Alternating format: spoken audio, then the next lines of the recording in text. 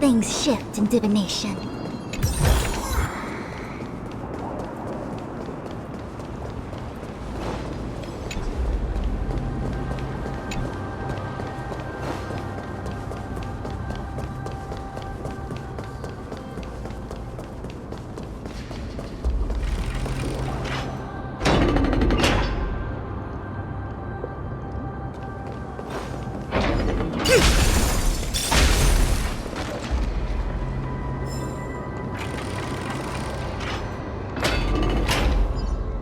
Wow! This place is so spacious. Is this the kingdom's vault? That's fine and all, but we need to lay down some rules. We're not gonna return to the past to steal things. Do we need to enter that doorway to climb even higher?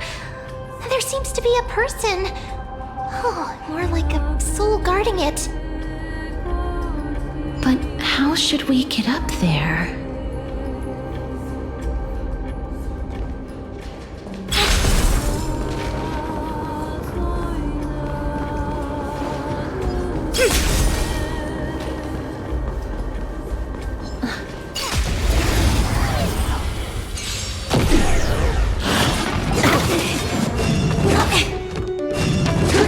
Ouch! What I clear? Converge and awaken. Feeling spiffy? Can you find the answer? Lend me your strength. Mae? What I clear? Good.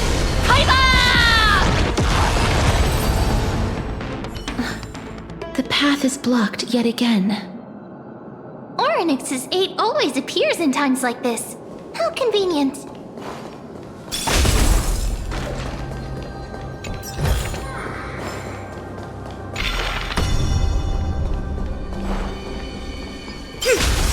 Look, there's the...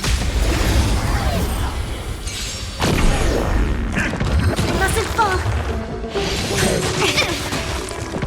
Like that, huh? Mae? Gather as one. What I clear? Mae?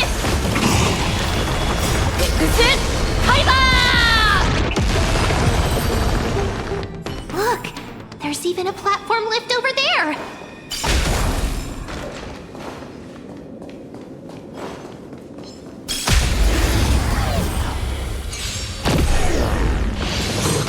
Ouch! Human creations. What I clear? Converge and awaken. Can you find the answer? Mae? Good.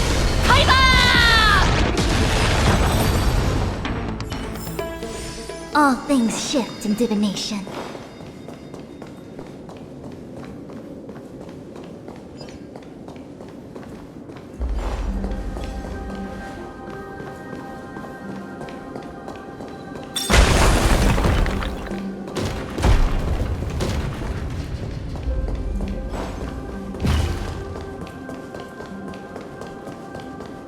Look, there's even a platform lift over there.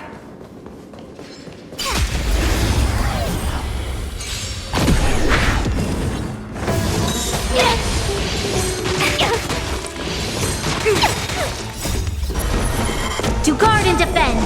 Crush them. Mother, what I clear? Mae? Good.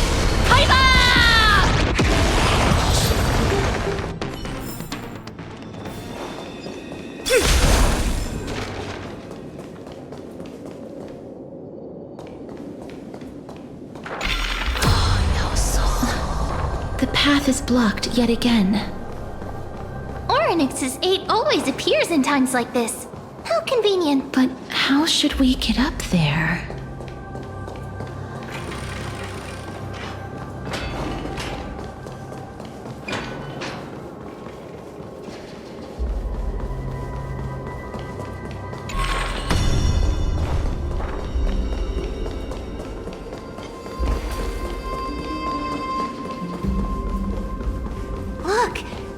in a platform lift over there.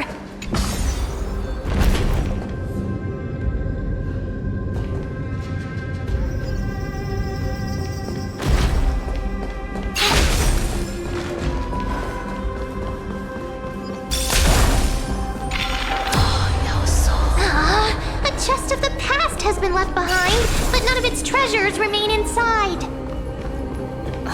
I'm crying. Just as I thought.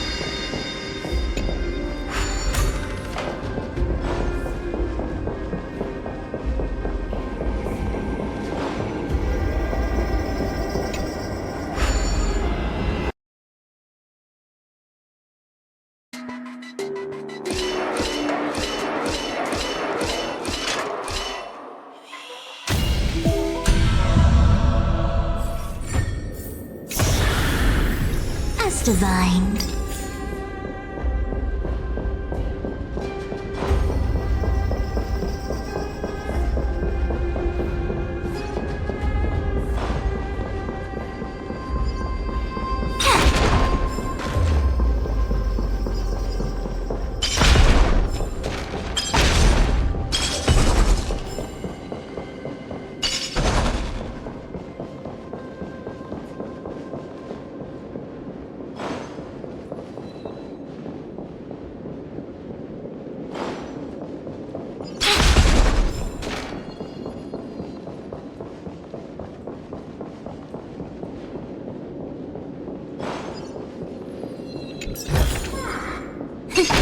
Just as I thought.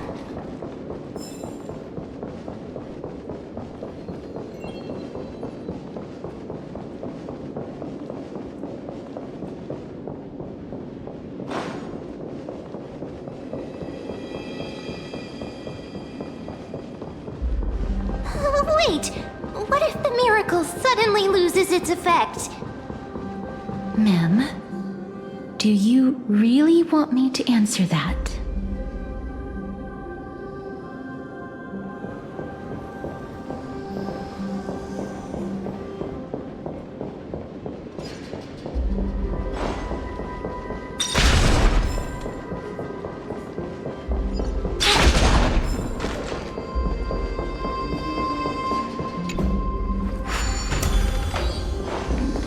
Stay back. Don't come near me. Why does he look so panicked? Did the black tide monsters frighten him? Or is he actually scared of his own extraordinary power? There's no need to be alarmed. We're just passing by the area. See? None of us look threatening.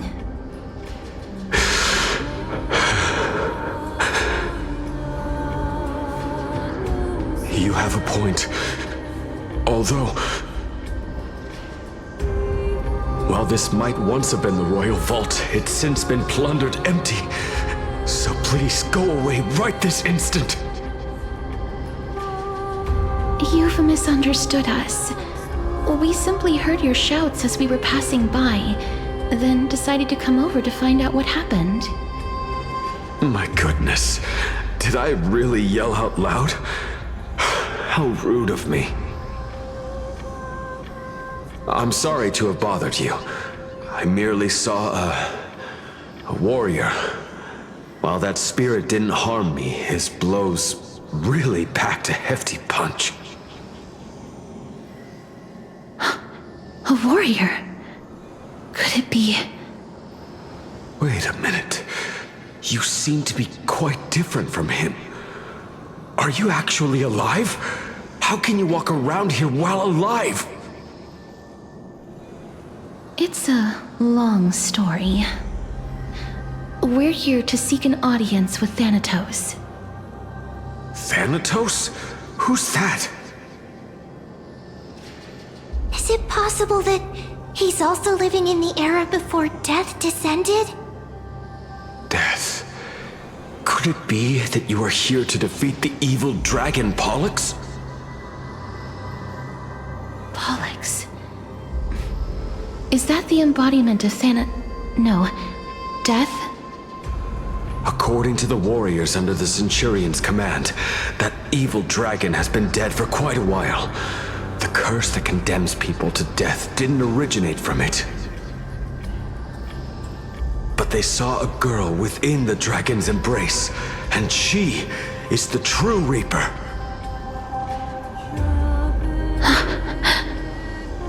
Pray tell, where is that girl right now? I've heard that the Queen spared no effort in bringing her back to the castle.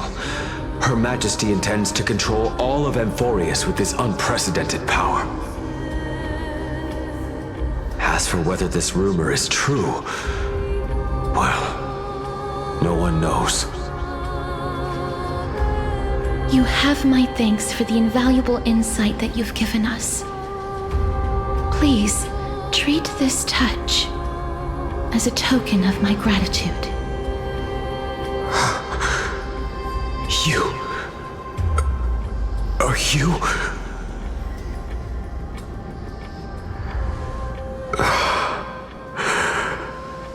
Thank you. This is his...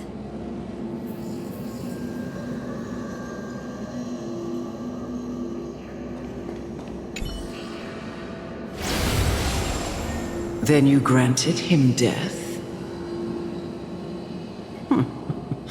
That isn't like you. You would have refused even if I commanded you to do so. I... don't know. I did it out of sympathy, believing that I wouldn't be racked with agony, but... I am still in a state of turmoil. Sympathy? Sympathy for that youth who triumphed in every battle? That young man was favored by Talantin, who taught him a move that will defeat any mortal enemy with a single blow and emerge victorious every time. He could rely on that move to always achieve victory during Era Chrysia. However, now that death has descended upon the mortal realm, that divine swordplay also means he can send others to death at will. In other words... You feel that he's similar to you? Yes. Since he can never be inferior to others in martial combat, death would be the inevitable outcome every time he strikes. That's why he approached me and pleaded. Pleaded for me to put an end to all of this. You are perhaps feeling lost from making your peace with death in so abrupt a manner. I have not made peace with death. I've seen the people of Idonia stand tall and proud in the face of death. Even before the fated finale arrived, they were already content with the lives that they'd lived. They had such proud expressions. Expressions that made me believe death would be an insult to these mortals if the concept is truly a power that a god had carelessly cast down upon the world. Perhaps death's authority was never meant to exist in this world. Just like how I shouldn't exist. I won't refute your beliefs for now, but would you be interested in listening to a story of mine? It's a fairy tale from foreign lands, told by the person who brought you to me in that ice field long ago. A tale told by the Queen of Styxia. What? Wait a minute. That means the girl born in the dragon's embrace, the personification of death these souls talked about. That's you, Cass? I've already had an inkling for a while now. But I honestly have no memories of Styxia. My memories only begin after Amunet brought me to Idonia.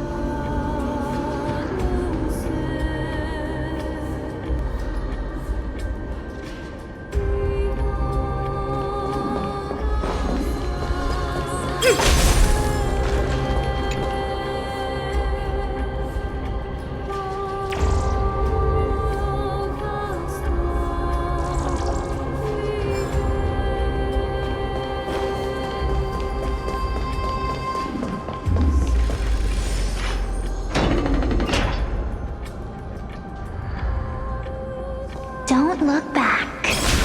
Keep moving forward. Always. It's yet another eulogistic butterfly. Shut up! Just shut up! Even if that girl is evil, there's no reason for you to absolve that monster. It was the both of them, who trapped us in this crevice between life and death.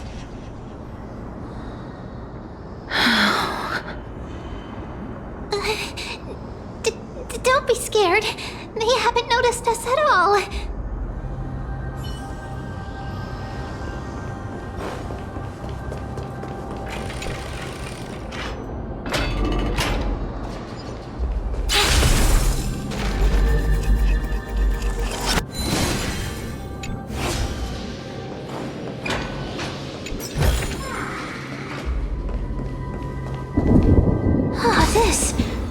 This is...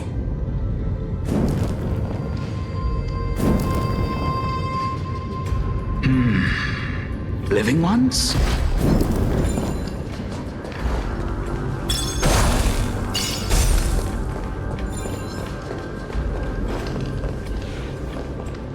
Oh, could you be the scions of Styxia? Did you hear about the great work that I'm doing here, and have thus arrived to give me the last material that I need for transmutation? Great work? Have you heard of the great name of Pollux, perchance? You have? Then that's good. During the Age of Myth, a time likely before your birth, I was the unsurpassed zenith of alchemy that none could reach. On the shoals of the River of Souls, I shall make Pollux soar again and bring death back to the world. But didn't that dragon already bring death to the world? Oh, looks like you don't know the whole picture. Well, it's true that the missing girl can grant death to mortals. Pollux, the one who delivered her onto this world, makes it so that humankind cannot die.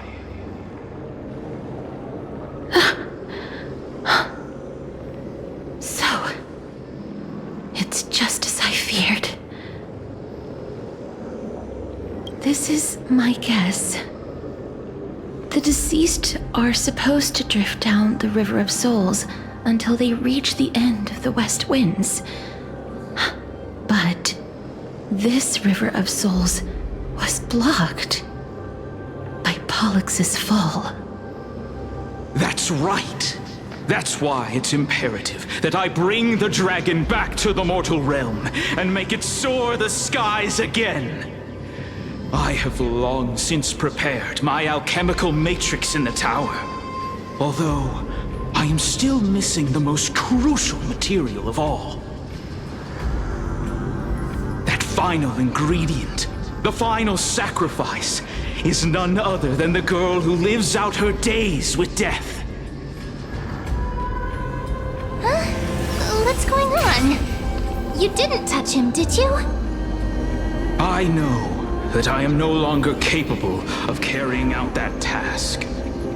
Take this, all of you, and please fulfill that great undertaking on my behalf. this? We had been inebriated in Fagusa's feast too long before we began to seek divine bestowed death, so that we could be freed from the whims of fate. However, that brought doom upon us. Instead of summoning a supreme god, we encountered a monster that cut off the River of Souls. That detestable dragon Pollux denied all the dead from the gates of the Nether Realm. Unable to rest in peace, these departed spirits engulfed Styxia like a roaring tide. As a result, my city and its people no longer exist. That child is the only person whom I managed to save. Born within the evil dragon's abdomen, she has possessed the talent of death since her birth. She must have been granted to us by the gods as a chance for us to atone for our sins. Please, you must nurture her to adulthood and prevent her from experiencing all of the suffering that we went through.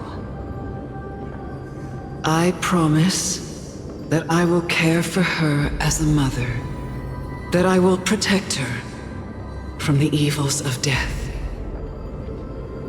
By Fagusa above, thank you for your kindness. As her mother, please bless this child with a name. Before I am swept away by the River of Souls, please let me know how I should address her in my next life. Oh. Like how a transient raven butterfly, a fleeting papilio castor, perches on the twig of death. Castorus. That shall be her name. That's where my name comes from? The sound's back. What is making that ruckus?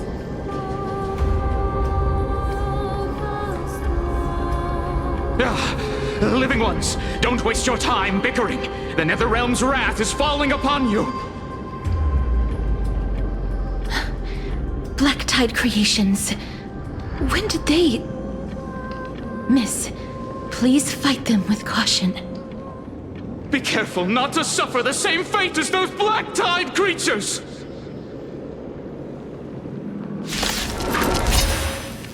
Everyone, hide behind me! And awaken! Feeling spiffy?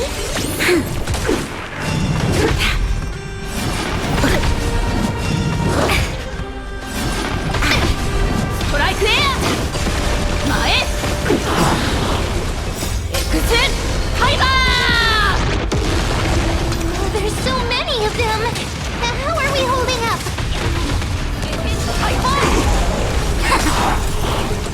Human creations! Ouch, ouch, ouch! Can you find the answer? Lend me your strength!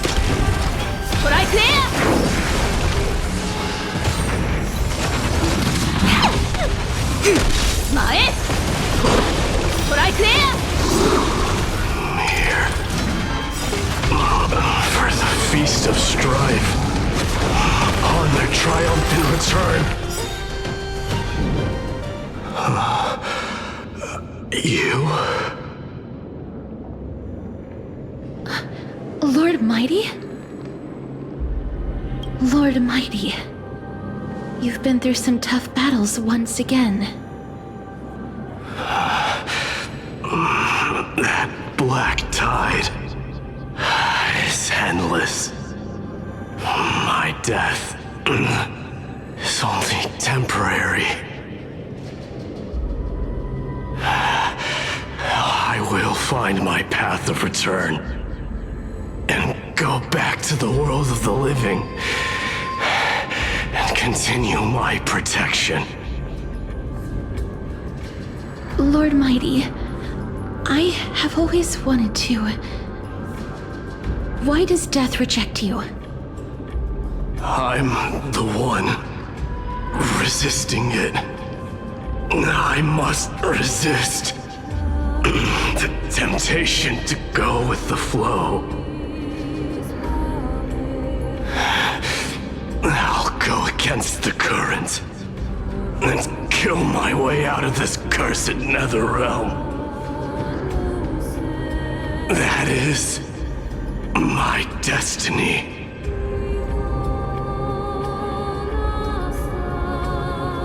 It seems like he's completely focused on resisting the temptation of the dead's whispers. He's working hard every minute to deny death. It seems his battlefield is not limited to the world of the living. Lord Mighty, are you willing to travel with us? We're headed for the Matrix inside that tower, to summon Thanatos from their prolonged concealment.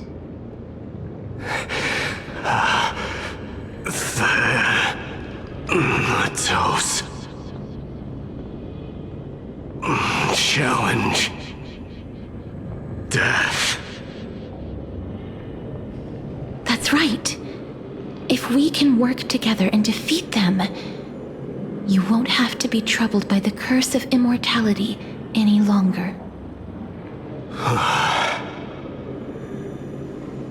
Let's go together, Castoris. Let the person who has brushed against death countless times guide your way. Cass, are you sure you want to do this? The alchemist said he wanted you to be a sacrifice. I'm not afraid. There's no reason for us to turn back anymore. Rather than standing still, taking action is by far the better option. Perhaps fate might take pity on us today and show some compassion.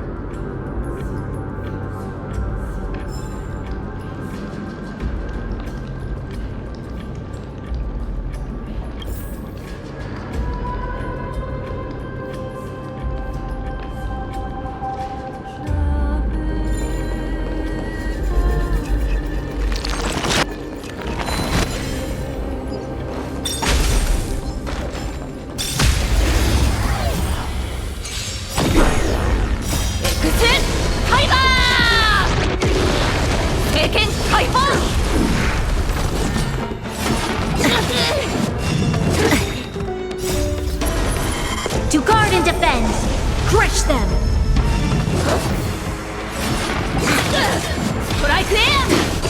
Converge and awaken! Lend me your strength!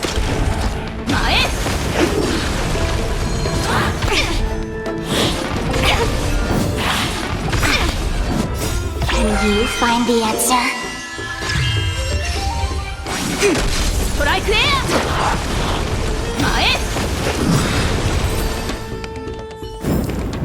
All things shift in divination.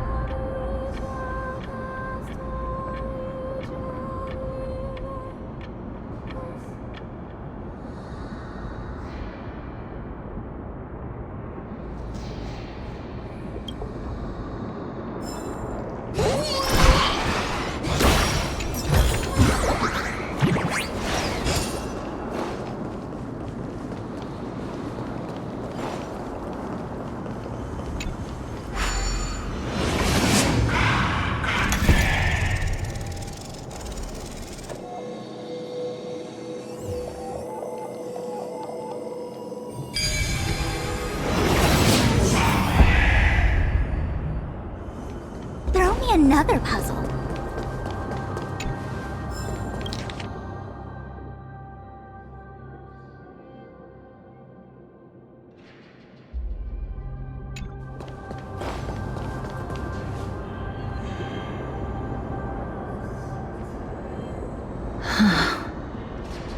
This is going to be difficult. I'm familiar with this kind of mechanism, but I've never repaired broken chains. If I was more powerful, I would be able to carry one person with each limb and fly the four of us to the other side. The Rune of Recollection is here, but I can't find the miracle orb anywhere. So weird. Oh, could it be in that collapsed tower in the distance?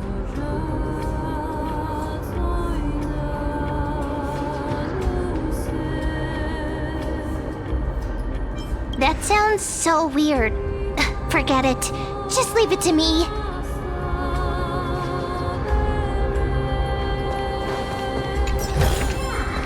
As divine.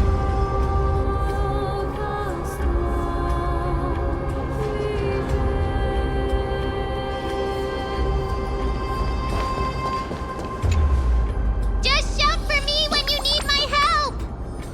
Got it! Just leave it to me!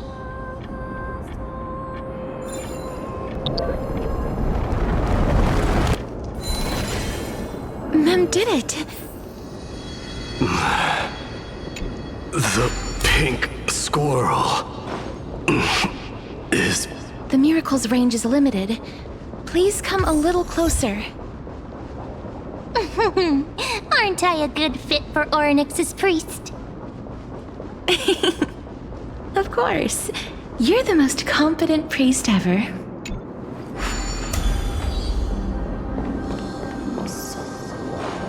The alchemical matrix should be behind this door.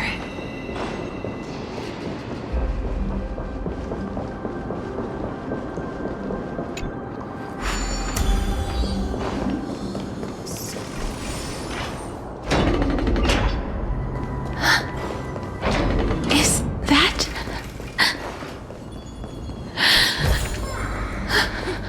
Just as I thought. Wow, there are so many of you! It's little Cass and little Gray. Oh, there's also little T and the pink puppy! Trian? Aren't you...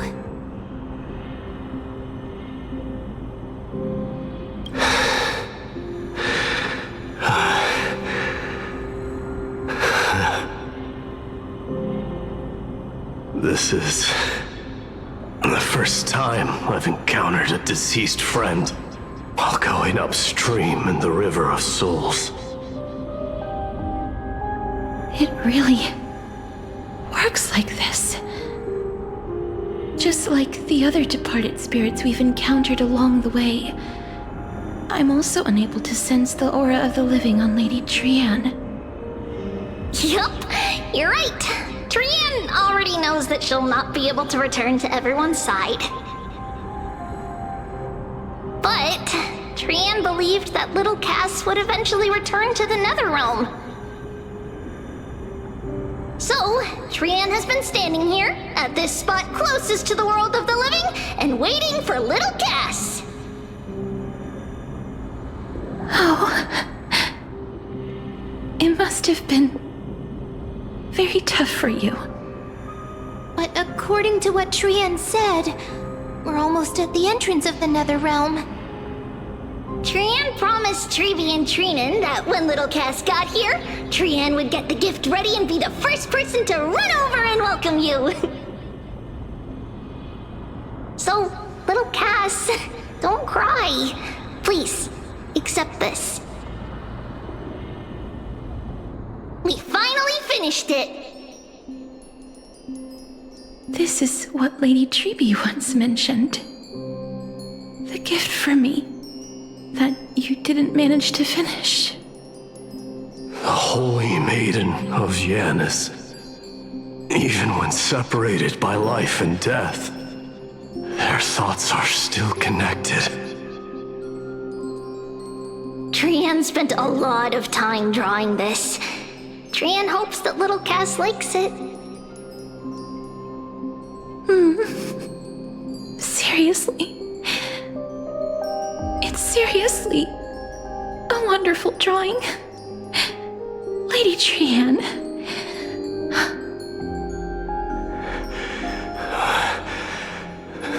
This is our flame chase journey. Little Cass, we don't know what your journey was like before. Trevi has always said that it must have been a very harsh and frightening journey. But little Cass no longer has anything to fear now, because everyone is here with you in this flame chase journey! That's right. Only now, when I see Lady Trian's gift, do I realize that I've already obtained so many things I would never have dared to dream of since I embarked on the flame chase journey. It's the first time I've gained so many companions. The first time I picked up the hobbies of crafting and photography. The first time I had dinner with someone else. The first time I went to the market to buy the Chimera doll I'd liked for a very long time and hugged it to sleep. The first time I wore a dress personally made by Lady Aglaya. The first time I went for a walk with Lady Trebi, Lady Trian, and Lady Trinan. The first time I enjoyed the night breeze and looked up at the stars with Miss Hyacin. The first time I took care of Dromesis with the Trailblazer. Looking back at all these experiences I never thought were possible, it feels as though the scales of my life had shrunk from centuries and decades down to minutes and seconds. And all of them are so precious. I took countless photos in the past, but they're all black and white landscapes. I don't have a single one with friends. If I had known, I would have taken more pictures.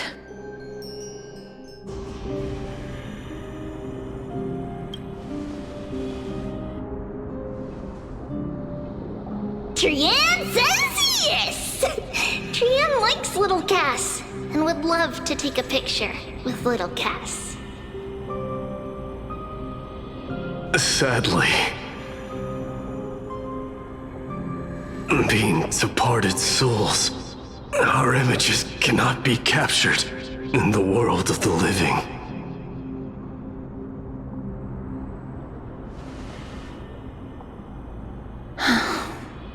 I thought so too. What? Are we seriously going to leave any room for regret?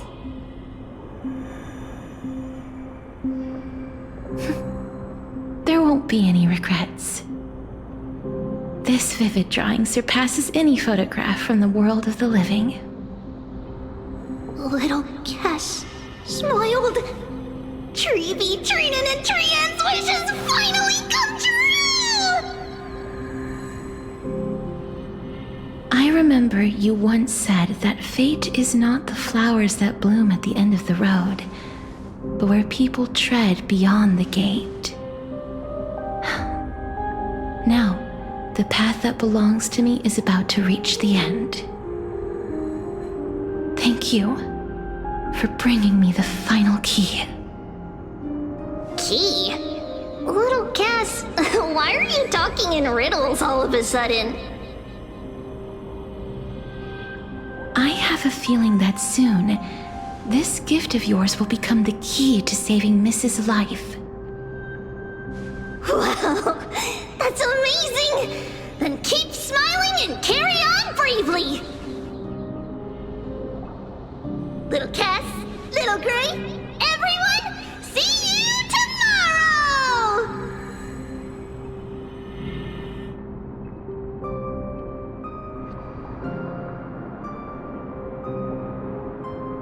Lady Trian. The aura of this place. We have indeed reached the end of the stream of souls.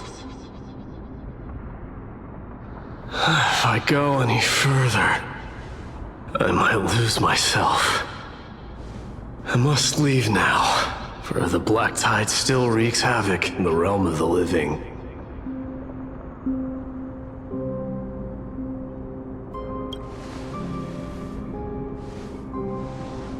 I have broken free from the chains of death countless times. This time will be no different. Castorus, will you fulfill your duty for the flame chase?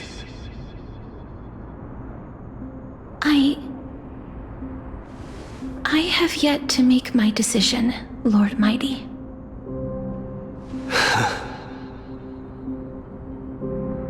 No matter. Make the choice your heart desires. Even if it takes 1,000 years of waiting. I will continue to fight till I die. Then rise from death. Till the miracle descends.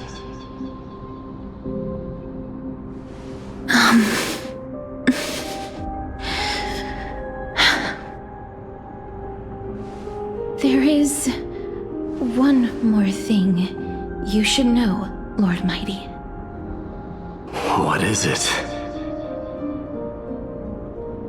Professor Anaxa may have deduced the principles behind the Era Nova. You and I may be reincarnated as strife and death in the next cycle, becoming calamities wreaking havoc upon the world. I see.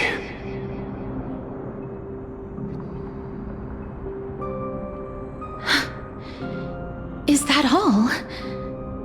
Are you going to accept such a fate without complaints? Do you have a strategy to shatter the shackles of our fate? I haven't found it yet. Perhaps I never will. Then, cease wasting your thoughts on futile matters. Control what little you can.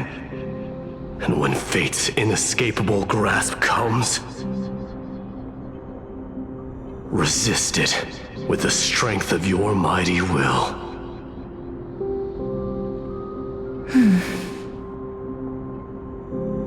Thank you, Lord Mighty. I will find the right decision.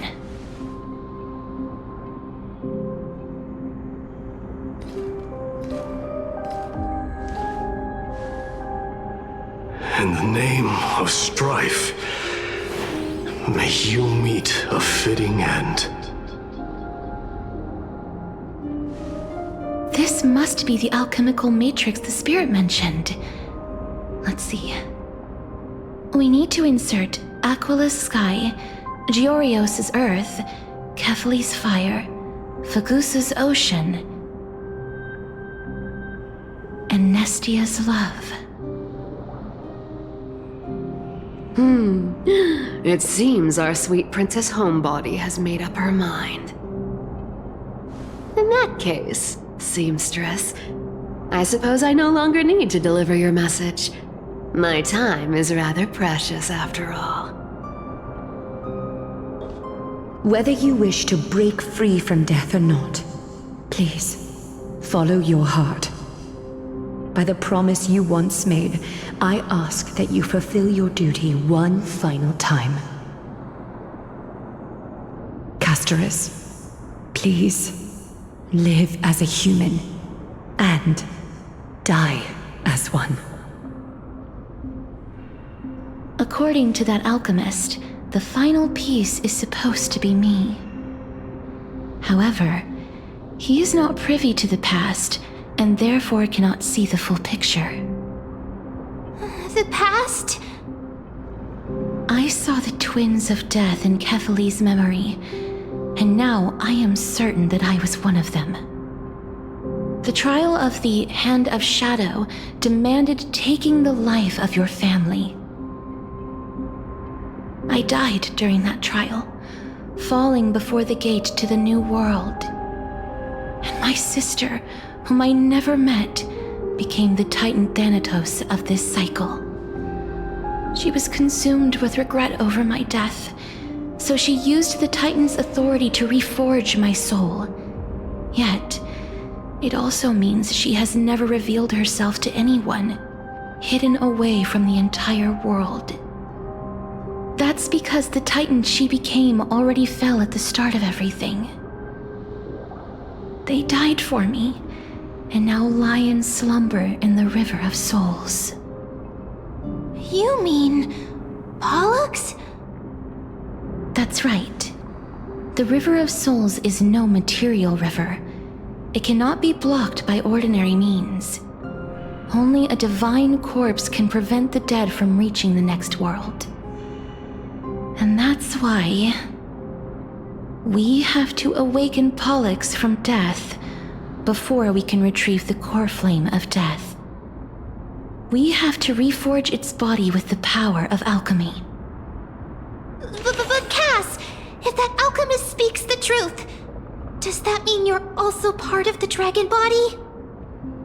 According to those departed spirits, I was indeed born as the dragon's twin. But before we talk about that, have you heard the sighs? I heard them too. So what are those? I think it's probably the sign of Pollux's wish being fulfilled. They must have realized how heavy a price they'd need to pay when they used their divine authority to resurrect a dead woman. That's why they exerted every ounce of their strength to send me to Styxia, a city that called for death, a land where none is hostile to death. They never saw their wish fulfilled and fell so prematurely, all because they wanted to give me a new life. Pollux must really want to know how their sister has been after giving their all to save her. That wish is the reason Pollux's soul still lingers in the mortal realm even after their fall, quietly watching and documenting every detail of their sister's life. So instead of picking up objects on the way here... We were instead showing things to a strand of yearning that lingers here. Now, we must weave these yearnings together and restore them into Pollux's complete soul. But all of this is just a hypothesis, right? What if we go through with the ritual and it turns out totally different? That's fine. As Professor Anaxa often reminds us, such is the nature of alchemy. The true outcome can only be known once the process is complete. This is why alchemy is also known as the miracle of creation. Now, the puzzle of Pollux's yearnings is nearly complete, with only one final piece remaining.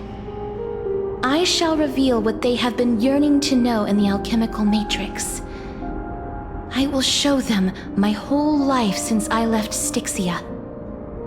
Lady Trianne has already drawn a picture of my entire life, and it is now in my hands.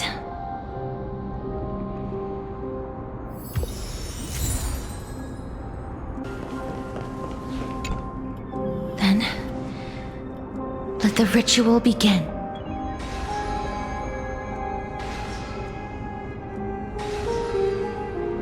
And now, the objective is complete. That is all. Such is what Professor Anaxa always says after preparing for an alchemical ritual. And now, Pollux, I shall lift you from the River of Souls and reforge your soul. Perhaps you will be disturbed by this, and your body may become horrifying to behold.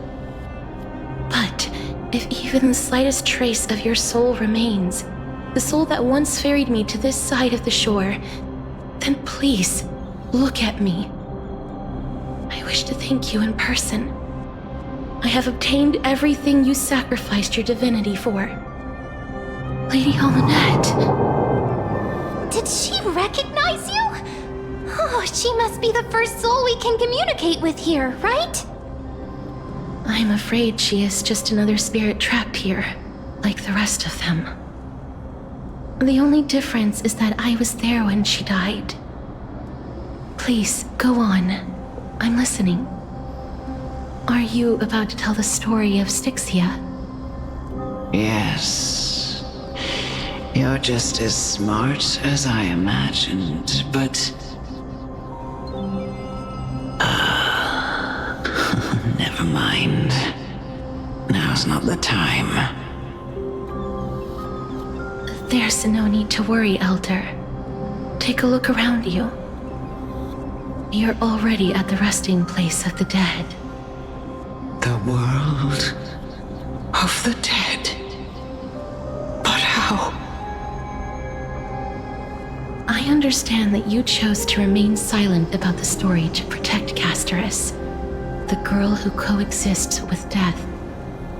But you no longer need to hide that story. I can assure you that you have protected that girl's life well.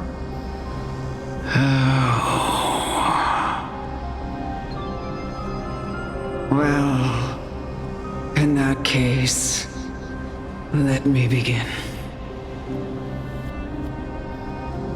Styxia, the pearl of the ocean, plagued by unwarranted calamity and ravaged by death in the fairy tale. It was the first city-state to shift their faith towards death, even before Idonia did. From where you stand now, I suppose that's a bit hard to believe. Right? Indeed. I cannot imagine that those from the era Chrysia, blessed with eternal life, could ever yearn for death. I have pondered the same question, child. But I am afraid there is no clear answer to it. Journeys and epics are only glorious and magnificent because all things eventually fade to dust. That's how someone once explained to me why death is necessary to the world. But I still can't take that as the final answer. Would a world without journeys and epics be worse off? I take it the one who spoke this line was a general, or perhaps a warrior. I, however, did find some inspiration in these words. Would you like to hear my thoughts, Casterus? Please enlighten me, Lady Almanette. Though I have already made up my mind on how to handle the authority and core flame of death. Your words might truly guide me toward the path forward. You and I are neither warriors nor generals. Therefore, journeys and epics cannot truly resonate with us. But what if I reframe it like this? What if love is not a trait bestowed upon mortals by Nestia, but a blessing from death? Love. No one ever invented the word cherish in the era when life was eternal. For all the good things in the world can be revisited endlessly. and every bond formed carried no risk of being severed. The so-called Era Chrysia was an age devoid of both virtue and sin. People did not truly live. They simply existed, going through the motions without passion or purpose, then waiting for something to happen.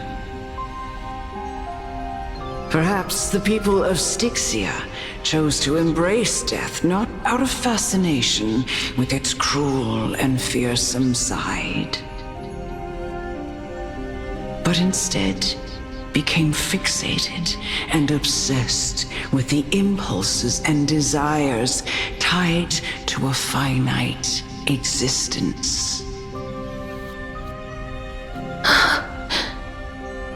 Therefore, death is not a thing of fear and desperation, but...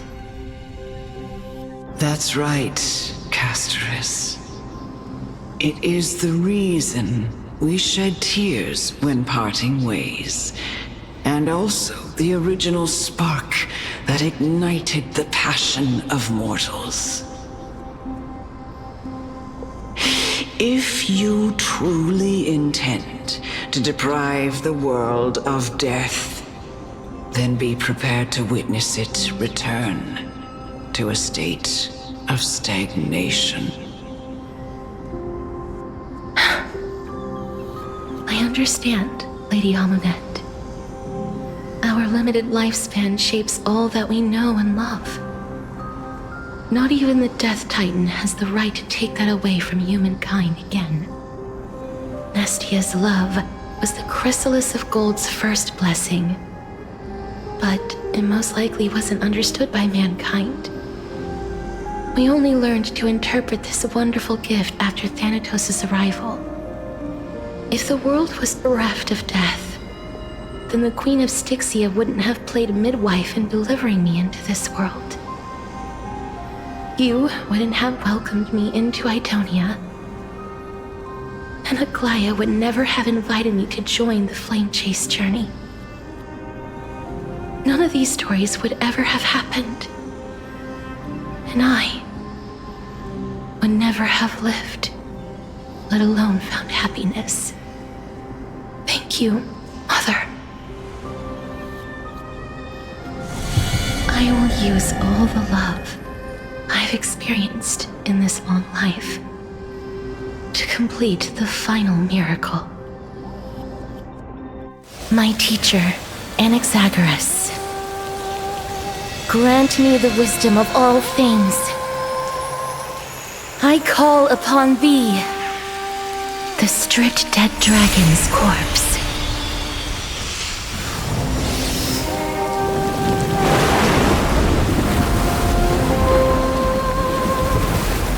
Rises from the earth, falls from the sky. As above,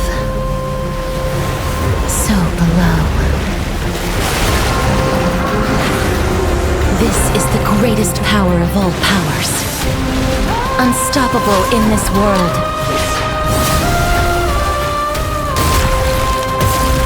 The great work that commands all death.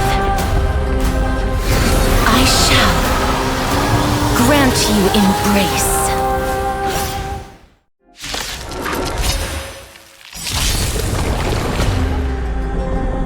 手強い。警戒をマスター。前。この明かりをXファイバー。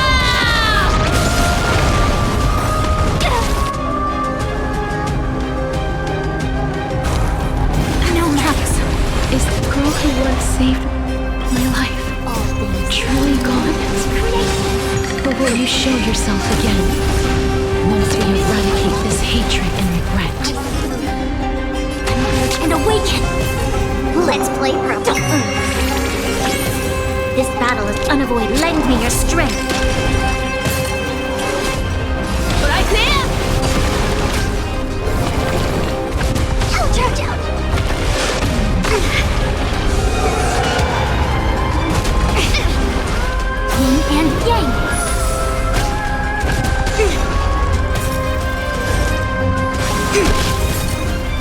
勝利前 I'll go easy this. You'll pay for this. Lend me your strength. We've entered the storm. To guard and defend. Crush them.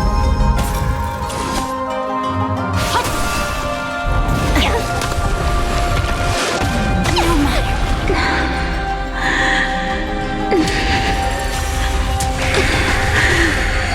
And I know you're anxious. Shh. Don't be afraid.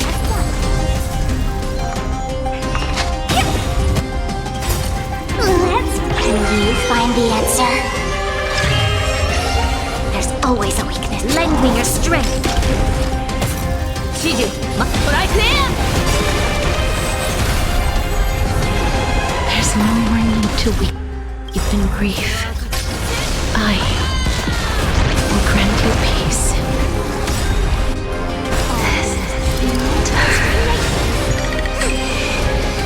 Yes, it's me. I'm back. Converge and awaken. Feeling spiffy? 経験解放 This battle is Lend me your strength. 必ずや勝利前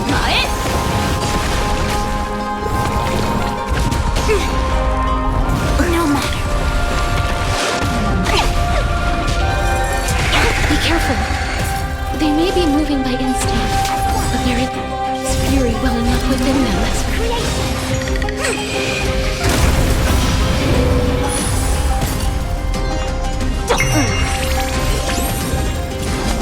Strike there! You'll pay for this. We've entered the storm. To guard and defend. Crush them. Converge and awaken. 始終マスター前 Please, don't turn back to the nether realm.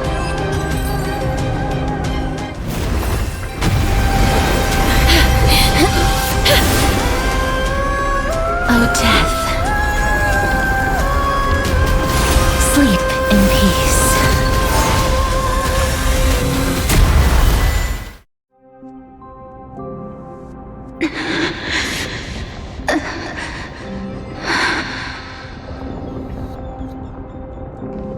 I'm sorry I have to wake you up from ancient death.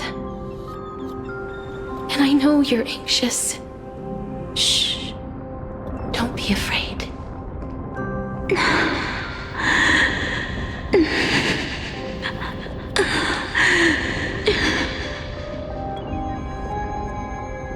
Do you remember me? I'm the girl you once carried across the Sea of Souls. I'm sorry I wasn't able to remember you, but with the help of many people, I was finally able to pick up these broken fragments of my past.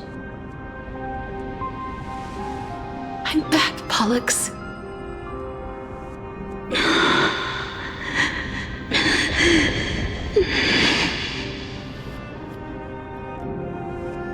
I know this might not be what you wanted, but I have to do this.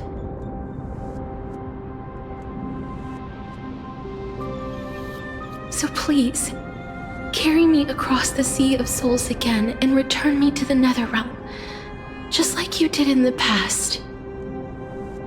Please take me to where the core flame of death rests.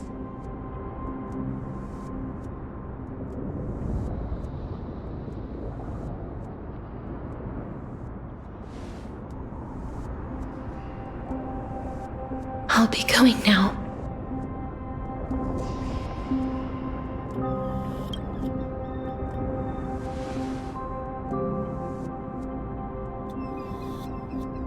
They may look scary, but as long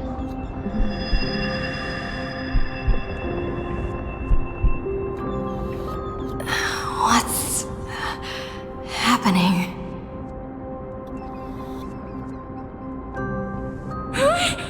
What's wrong?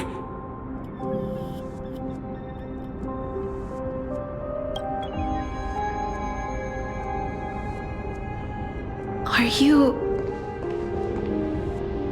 What's wrong with her? Her time is almost up.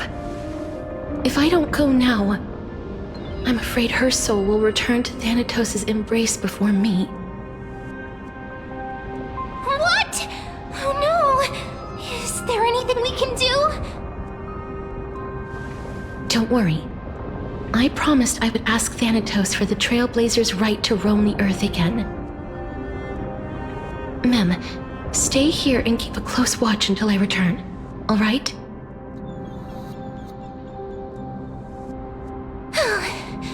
All right. I'm the best at taking care of others. Go on, Cass. Make sure not to leave yourself with any regrets.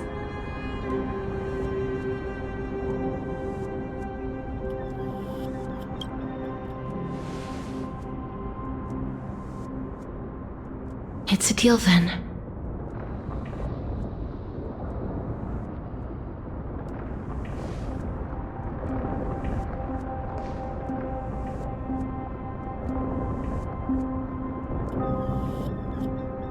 Please.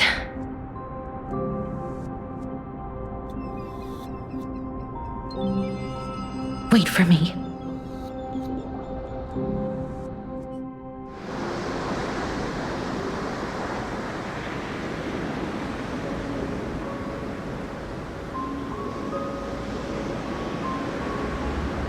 After all that, you still ended up back here.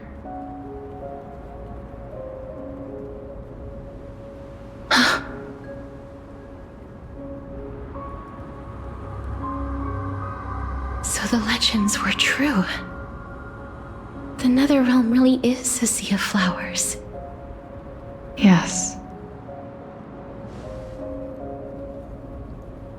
Just like the flower fields we tended to back then.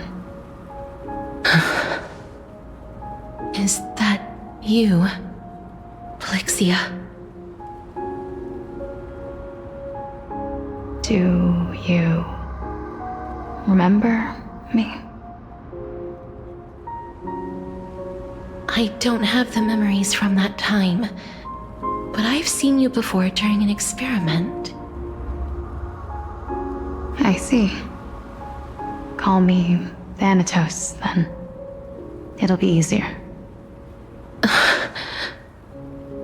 However, since you recognize the name, you must already know everything about Thanatos, right? Yes. I'm here to reforge the order of life and death in Amphorius.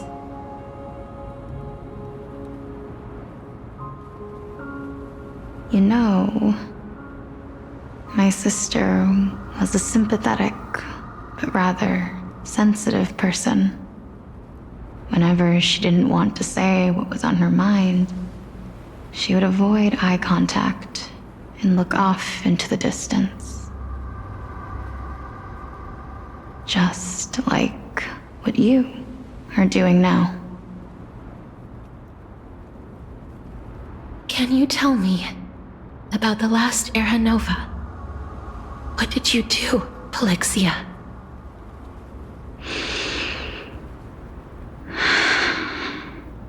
Where should I begin? I suppose we can start from the beginning. A long, long time ago, there were a pair of like-minded twins. As foretold in the prophecy, they were chosen to be successors to the god of death. But fate was cruel. The price of attaining divinity was to take the life of our closest kin with our own hands. That trial was indeed recorded in that memory.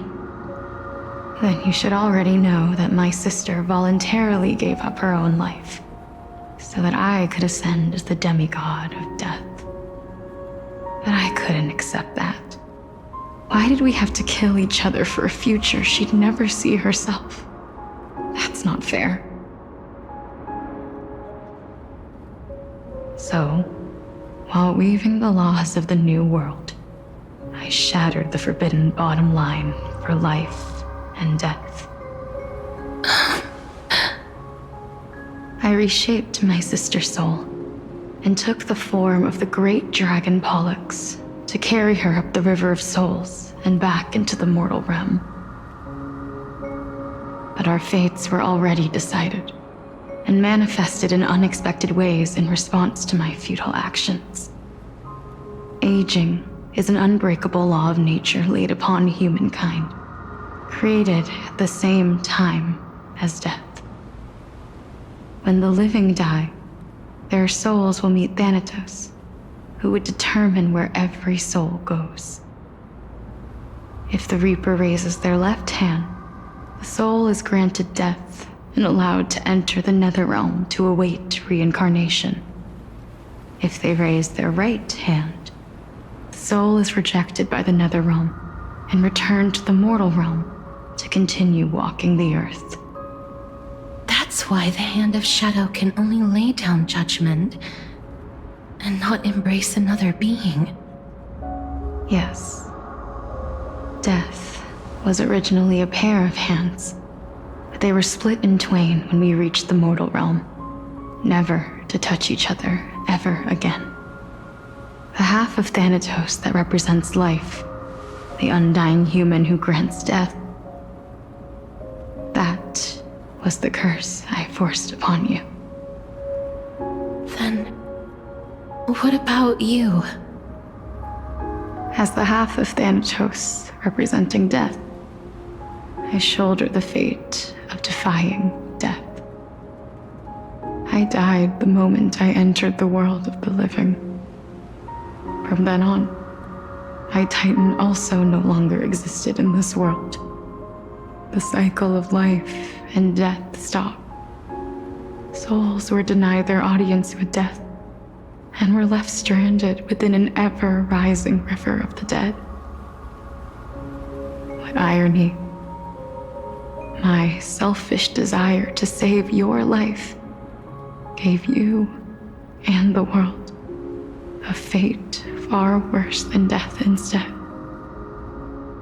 Then, what was left of my reason was left behind in the Netherrealm, where I've been taking care of these flowers day after day, until there is now a sea of them, all while mulling over the subject of life, death, parting, and enduring in endless loneliness.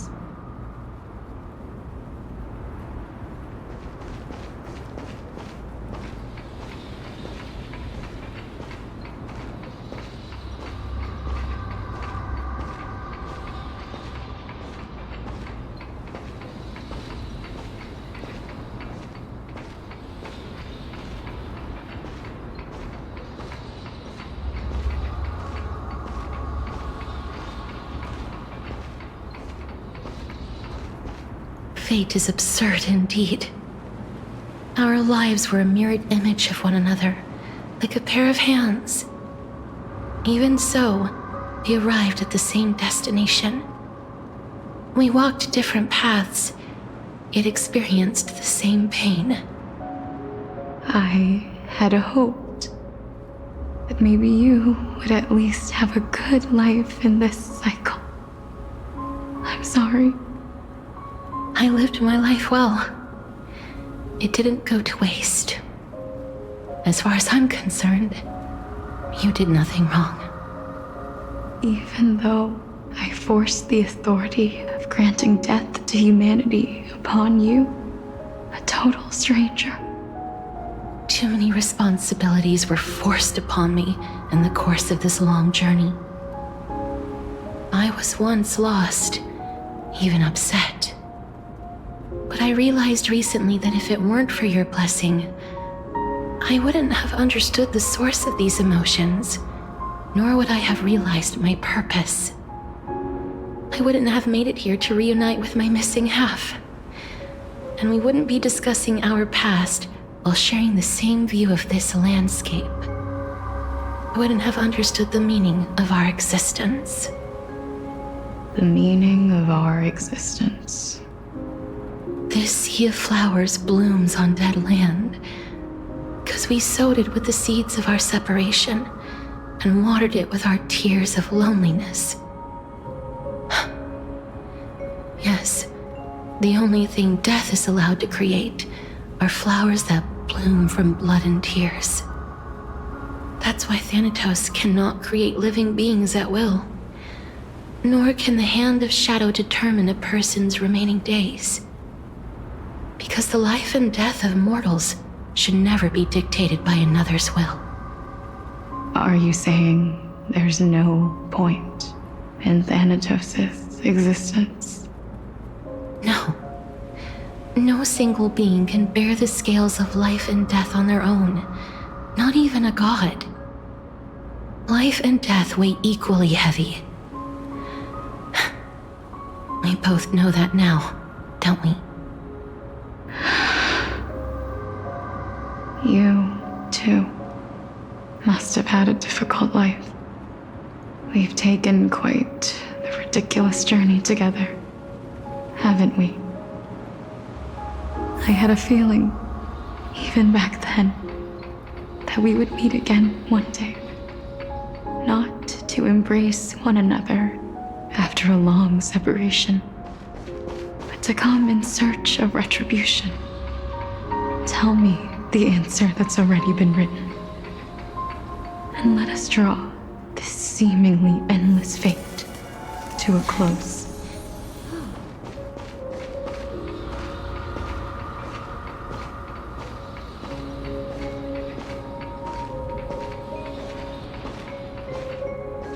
It's been far too long. I've waited here for centuries, watching day after day as desperate spirits are denied by this lonely wasteland. I always hoped I would see you among them, but I was also afraid of seeing you. I didn't know how I could possibly face you again, but more than anything, I was afraid that you might have forgotten all about me. I know. But don't you see, Polixia? I made it back anyway. You don't have to shoulder death's authority on your own anymore. It was always meant to be held in two hands anyway. So, let's give our core flame to her and have her take it back to the mortal realm. Give humanity back their cycle of life and death. Our responsibility as Thanatos was never about picking out favorite souls. We were only meant to watch over life. Let's tend the field together and create a warm sea of flowers for all the souls to come.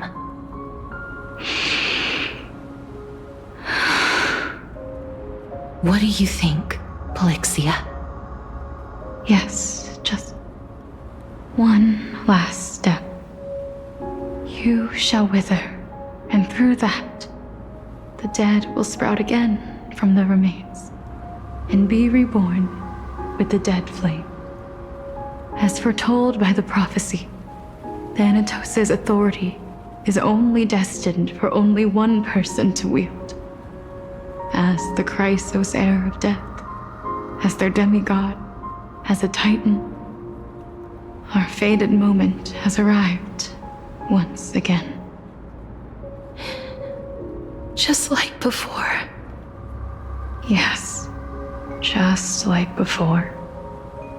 But unlike that time, the ones undergoing the trial this time are prepared. You've made up your mind? Yes, as dictated by fate. But I won't be afraid. As long as you're here with me. Complete your trial in this life. Grant me the embrace of death, and light the spark of life ablaze. You've been tempered by life and death. I know you'll be able to give this wasteland its first breath of life. Like a raven butterfly, flying swiftly into the nether realm, perching on the twig of death.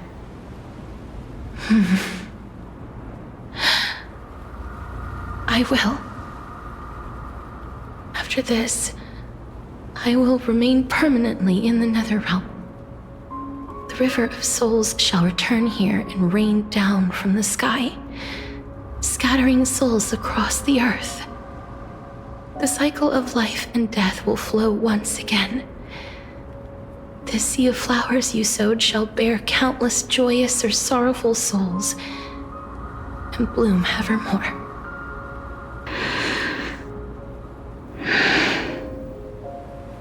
Thank you. Just one last thing. Can you grant me one wish? Of course. What is it? Please, don't forget me.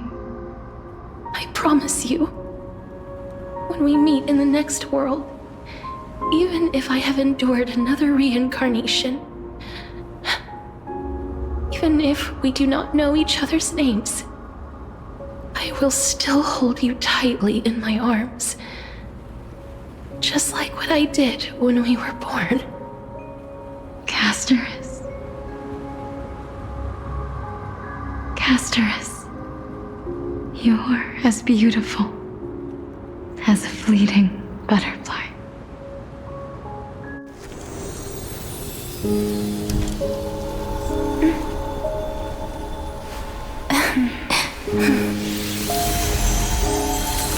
I will bring rest to death. And from now on, stagnant life will once again flow.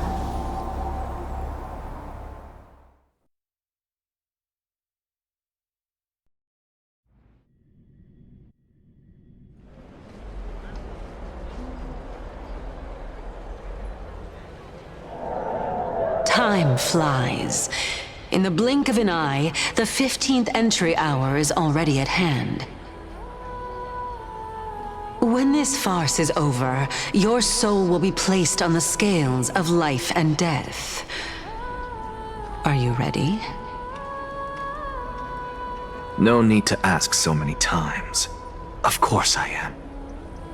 Then why do you drag your feet? Is your fear of crowds holding you back again? I simply find them too noisy. Paying attention to conceited fools like them would be an utter waste of my time. Such harsh words. As I see it, you are no less arrogant than they are. I couldn't agree more. Oh. I did not expect to hear that from you. Are you not going to refute me?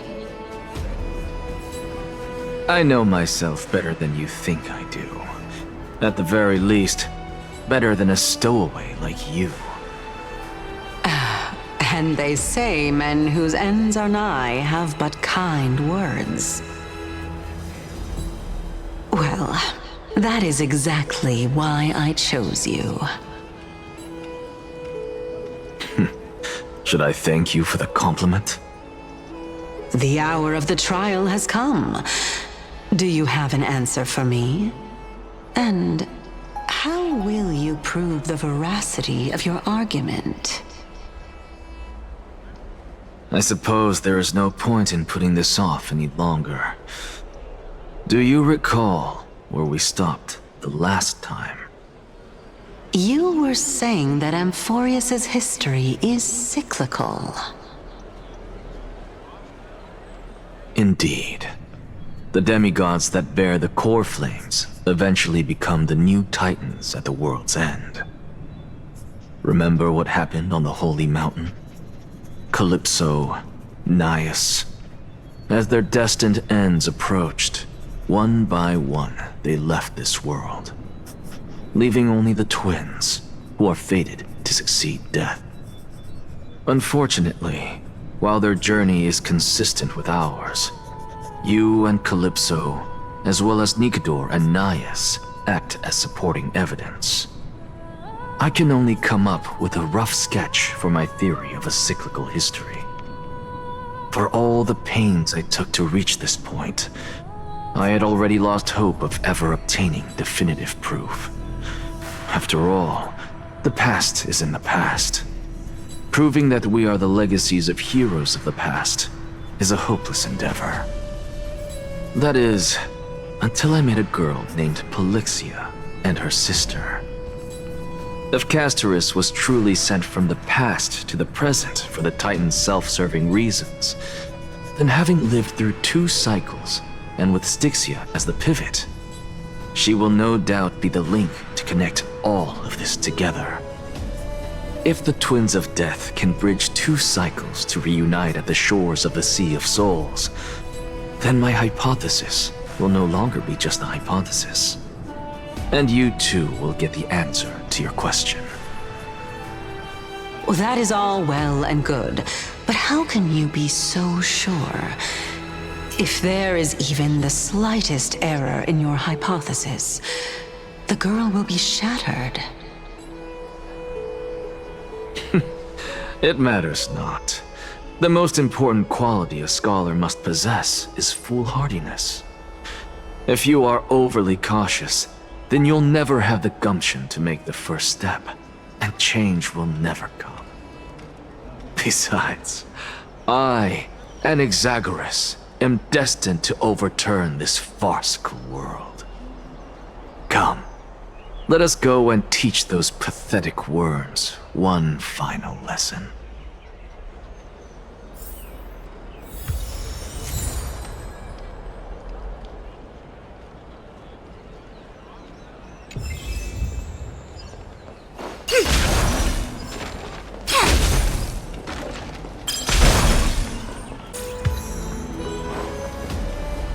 Let those Chrysos heirs who started this terrible war hear you.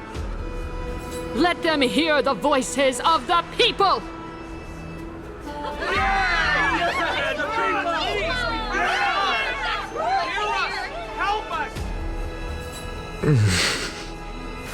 As always, that woman knows how to stir up a crowd.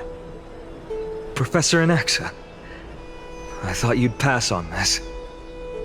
Everyone must cast their vote, or this assembly would serve no purpose. Prof, do you truly think it's wise to entrust the fate of the world to an assembly like this? Akama has stood strong under this system for 1,000 years. It stands to reason that there is purpose in its existence. But that is not what you're asking, is it? What you really want to know is Aglaia making the right decision in entrusting the fate of the world to you? Nothing ever escapes you. I didn't spend all those years teaching you for nothing. Most people only take 4 years to graduate, if I recall. To tell the truth, I feel like I'm on my way to an execution chamber instead of a podium. So, do you have an answer to that question? No, I don't. I thought so. Because that question is not yours to ask in the first place. Is Aglaia entrusting the world to you the right decision? Don't make me laugh. That is a question that woman must answer herself. Why are you fretting about this on her behalf? Or have you been seeing yourself as her pawn all this time? Listen up. I'll say this only once. Flip your perspective around and ask yourself this instead. What should I do to ensure that the world doesn't stray from the correct path? That is what you should be thinking about. You still have time, so give it some thought. Oh, and don't bother telling me the answer. Tell it to those begging for salvation from the gods. Got it. Thank you, Professor Anaxa. That's Anaxagoras to you. Who will you be voting for?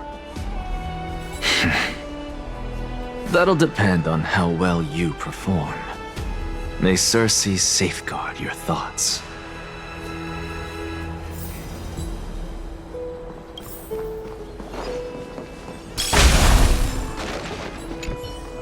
Lord Anaxa, you're finally here.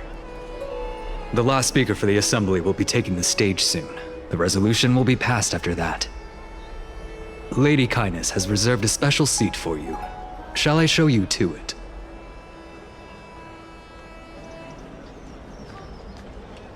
All right. This way, please. I actually don't necessarily mind things remaining the way they are. Whatever you say it. I'm a little nervous. Thank you. Elders and citizens, silence, if you please. As the Theoros, I present to you Phinin of Ides Elysiae, virtuous citizen of Akima, and the last speaker of the Assembly. Much obliged, Lord Lycus. I remember him. He's the penniless lad working for Aglaya. Where's Lady Goldweaver?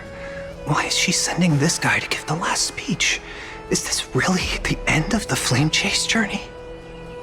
Can this dude really face down Kindness? I actually don't necessarily mind things remaining the way they are. Whatever you say it. By Kephali above, dear citizens of Akima, as you look upon me, so too do I see you. I see your fear and misgivings, your apprehension about the discord between the Chrysos heirs and the Council of Elders, and your uneasiness about the future of the Holy City.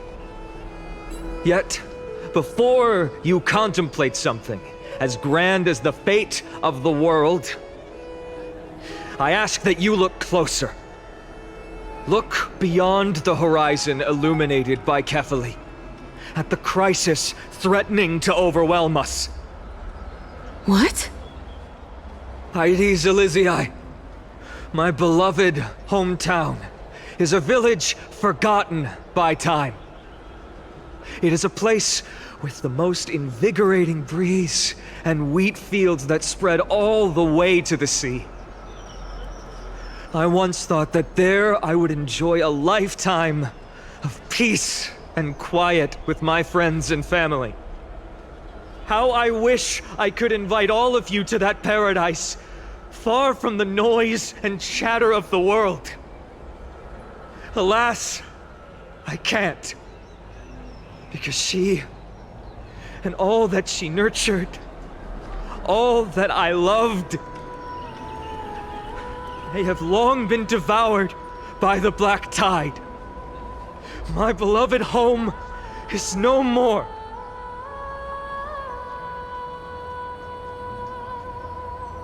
I will never forget the day the black tide struck. My father, Hieronymus, fought with a broken sword to his last breath to protect his child. My mother, Aldada, she was ripped apart by monsters. Also, I might live to stand before you here and now. Galba, he was a hunter. But in the end, those arms that once drew a bow instead embraced Piso, his beloved son, as they both breathed their last. Pythias, the teacher, risked her life to save her students, but a burning beam fell on her, crushing her. And what of Livia, her daughter? Did she make it out alive? No, she didn't. Livia, Piso, and so many other children. My childhood friends. They were all swallowed by the black tide and turned into monsters. They kept saying the same thing over and over. Even up until the final moment, I finally steeled my heart and granted them eternal peace with my sword. Why, Finan? Aren't we the best of friends?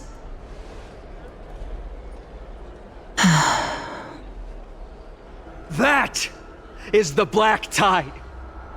A looming threat that can bring Akima to its knees any time.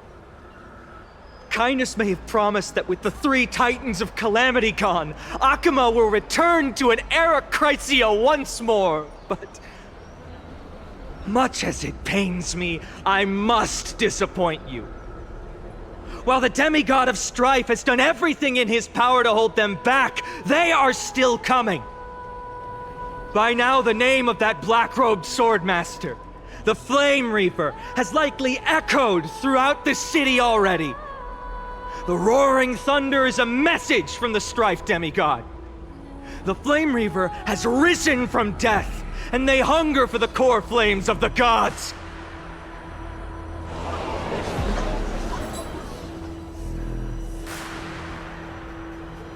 Lies!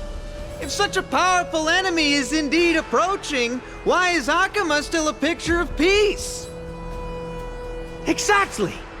The city of Akima shows no signs of pandemonium or chaos. And why is that? I beg you, spare a moment to think about this. Are we able to stand here and hold this assembly in peace today because the danger has passed? No! This peace we enjoy is no gift of fate. We are able to stand here today only because the Chrysos heirs have stepped up and shielded Akima from calamity. With her golden threads, Aglaya has preserved and continues to preserve these idyllic days that all of you hold dear. The Council of Elders claims that Aglaya will one day forsake the people because her divinity is eroding her body and soul. But ask yourselves this. Rather than offering her aid and support, why do they choose to watch and push Akima away from the flame chase journey? The answer that no one can bring themselves to speak of. A truth stained in blood and buried in greed, fear, and vanity. Allow me to lay it bare before you. It is because the Council of Elders, which bears Akima's history and honor, along with this citizens' assembly we once took so much pride in, are now infested with vermin.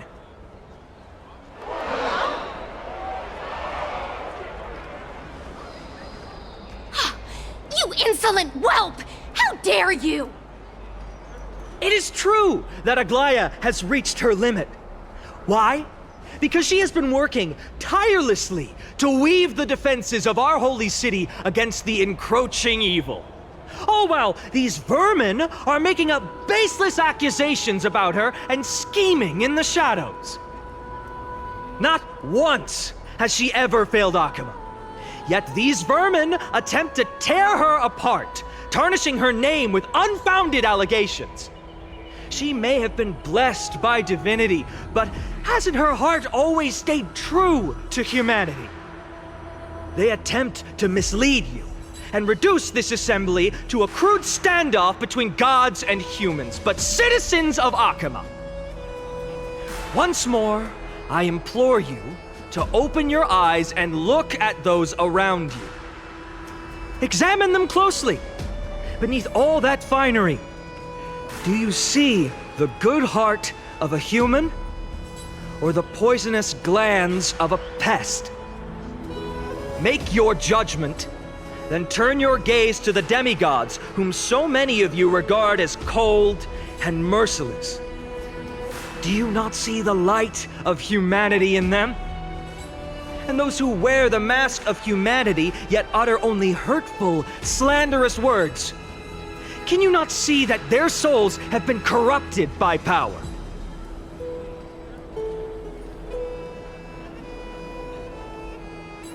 Yet, no matter what your answer is, and no matter who your vote goes to, rest assured that you have nothing to fear. For Aglaya, Tribios, and I will remain your faithful guardians and pledge our lives to upholding your decision. And this vow will stay true until the end of our days, where it will be passed on to future flame chasers. A steadfast and unwavering promise that shall endure through the ages. The Christmas heirs have only our best interests in mind. I still don't understand how you will never believe our succeed. Our hopes have to end. So,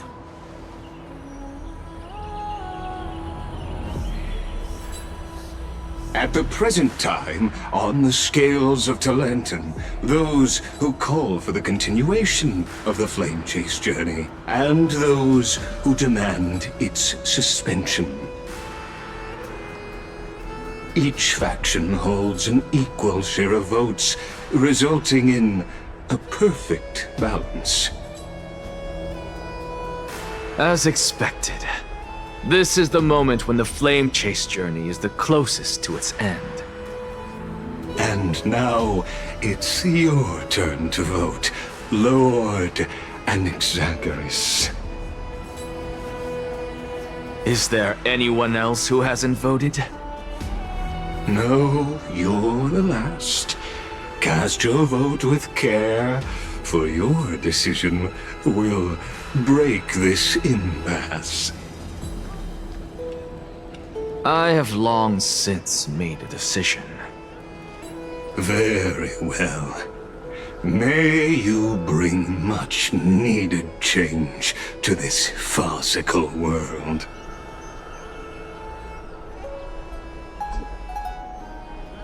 Oh, the last vote. Always the performer. Talk about a grand entrance. Oh, the last vote. who will he vote for? Talk about a grand entrance.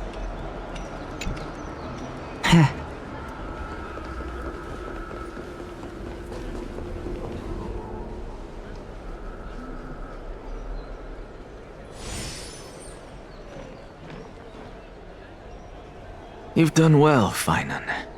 Given the circumstances, delivering a rousing speech to stir up emotions was a prudent move.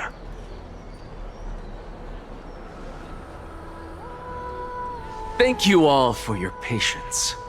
On behalf of the 7 sages of the Grove of Epiphany and the scholars of Amphorius, I, Anaxagoras, am ready to cast my vote.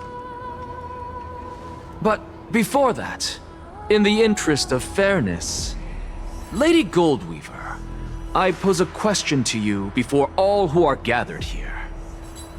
Will you, as Finan has promised, stand by the decision made in the Assembly, regardless of outcome?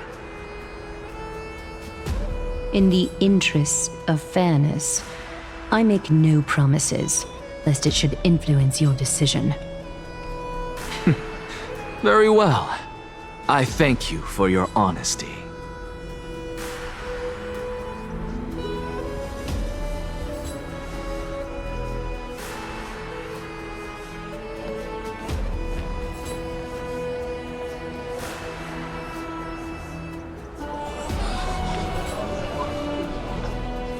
What's he doing?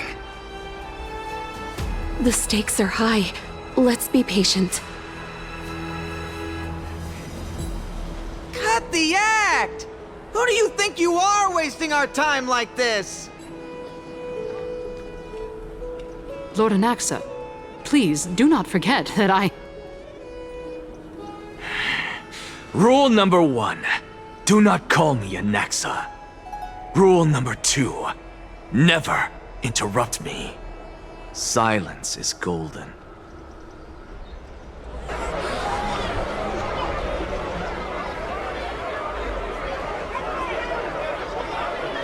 Just vote already. What are you waiting for? Your vote. Cast your vote.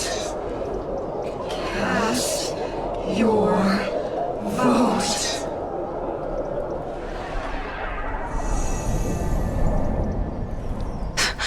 I cannot help but wonder, is every hardship in the world something you will exploit and use to your advantage? How else am I supposed to make use of this situation where my body and soul are separated? Oh, Circes. Or should I say Calypso? Accompany me on this final journey. Let us journey to the Netherrealm and see how she will substantiate the answer to your question and validate my decision. We need only to follow the sound of the tides.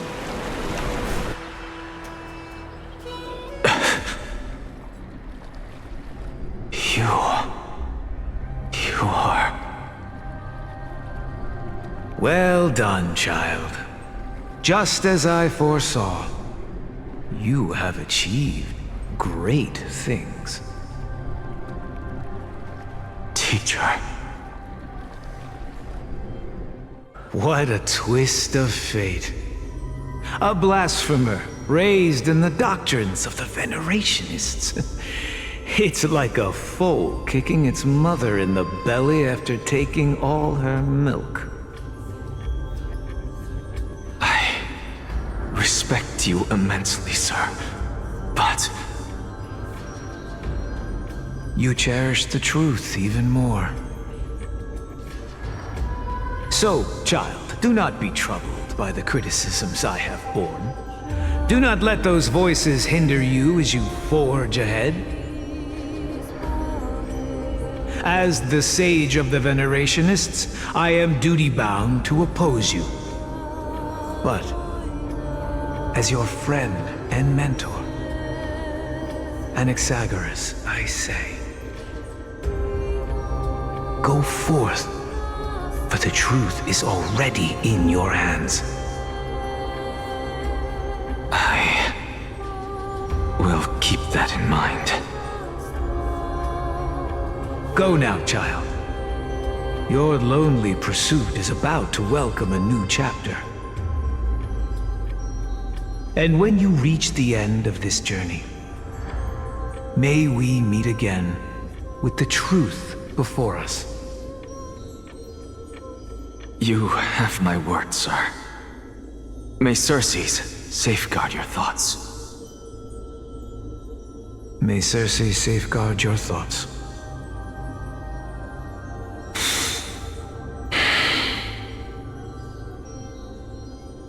You are right, Empedocles. My lonely pursuit is about to welcome a new chapter.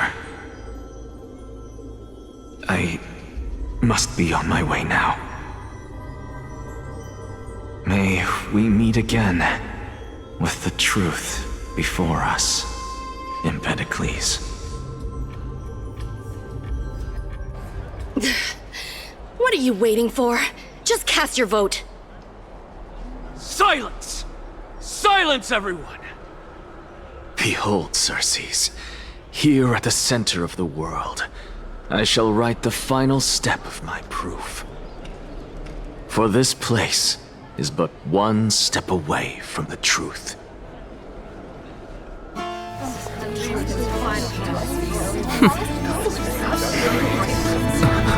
Professor, I completed the proof you wanted.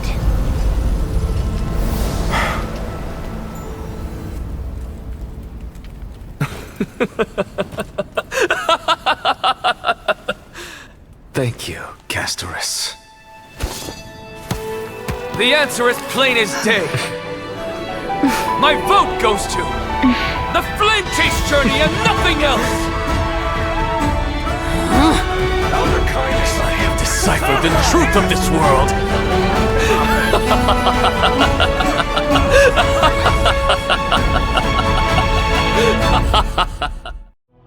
With the balance shattered, the result is clear. Buy carefully and to Lenten above, as the Theoros I have observed. No! Lygus, you can't!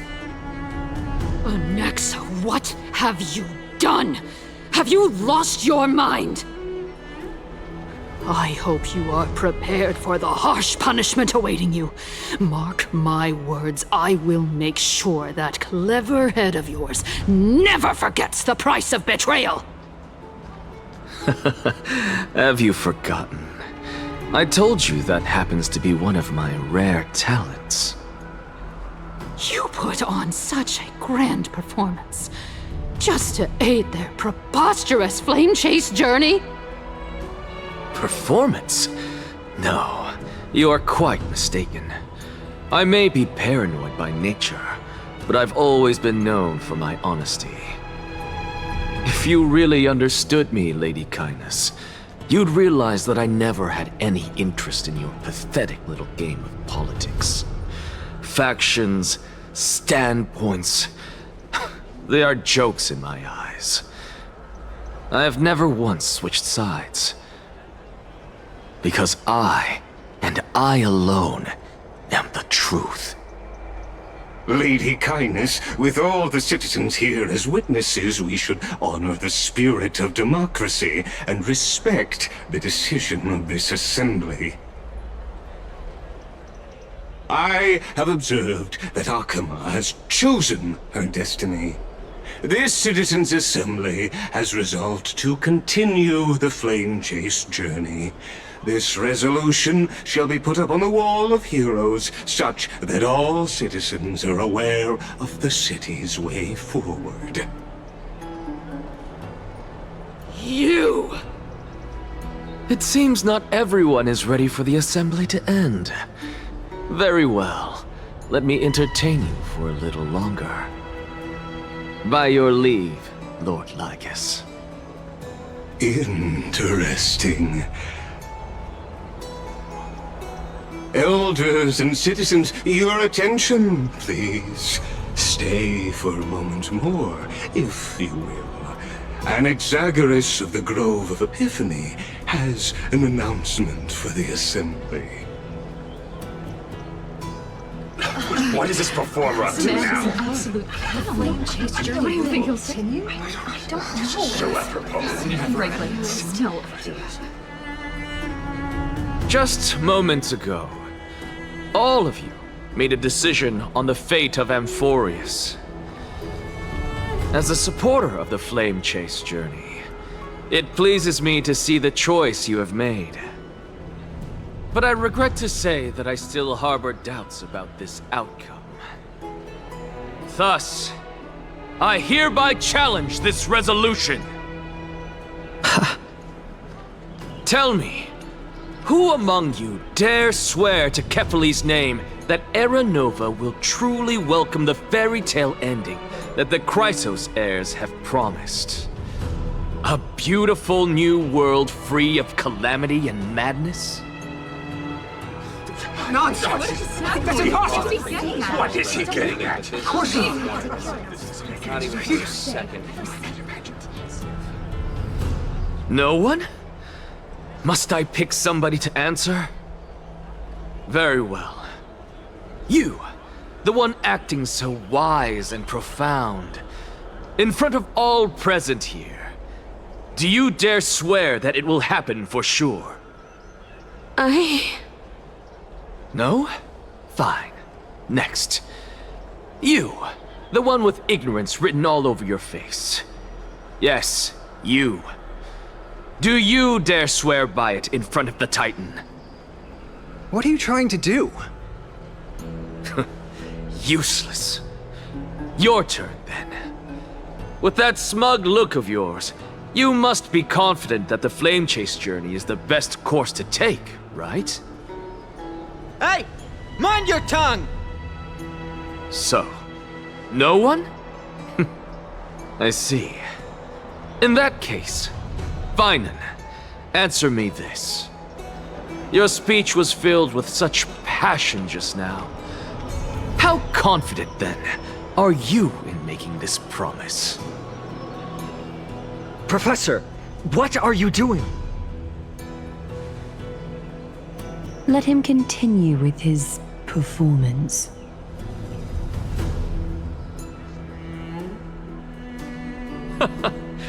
Will you look at that? Even Finan and Aglaya lack the courage to make such a promise.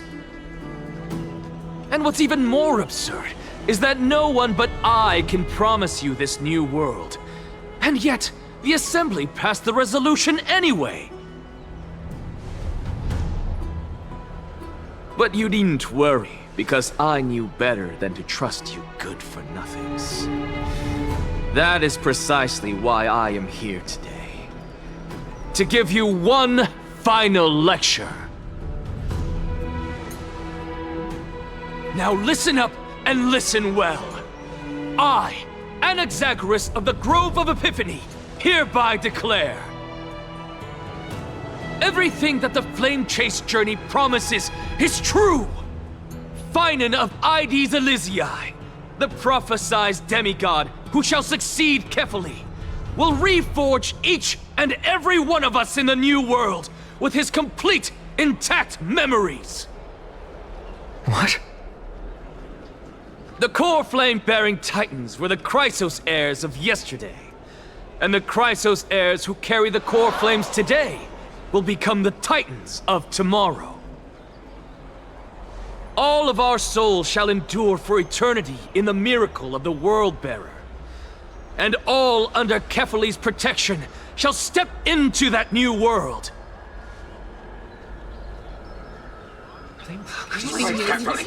This is pure blasphemy! It's impossible. What? Are you saying that we must bow down to you and worship you even in our next lives? Enough, you blasphemous imbecile! How dare you try to deceive us with all these lies and falsehoods? How can you prove? I told you, don't interrupt me. But since you've asked, I shall be kind and indulge you. My statements are based on my experiments on the divine body of Kefali themselves. You heard me correctly, everyone. With the tacit approval of Kindness and the Council of Elders, I fused my soul with a god through alchemy and learned the truth behind Era Nova. What is he talking about? Isn't that pure blasphemy? I, the vile, wretched blasphemer, deserve nothing less than death for my sins. And the Council of Elders, which granted me consent and aided in committing this atrocity, should face punishment alongside me! By the gods! Even Kindness has betrayed Akuma! The Kefali's We're carefully evolved.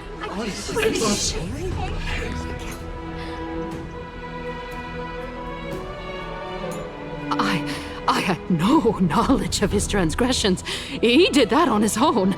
The Council of Elders bears no responsibility for his actions. Lord Lygus, as the esteemed Theoros, are you going to simply stand by and allow the Council of Elders to be dragged through the mud? If the accusation is true, I will acknowledge it. If not, my conscience stands unburdened. Lady Kindness, the reputation of the Council of Elders was not built in a day, nor will it be shattered overnight.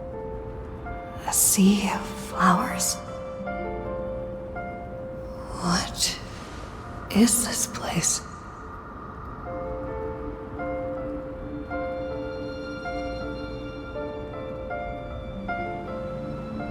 Allow me to reintroduce myself.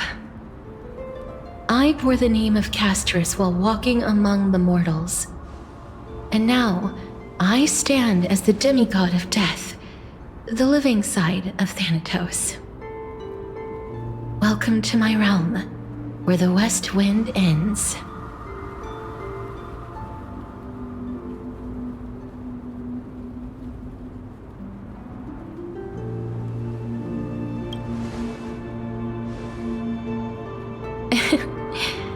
Every departed soul who has arrived here has expressed the same.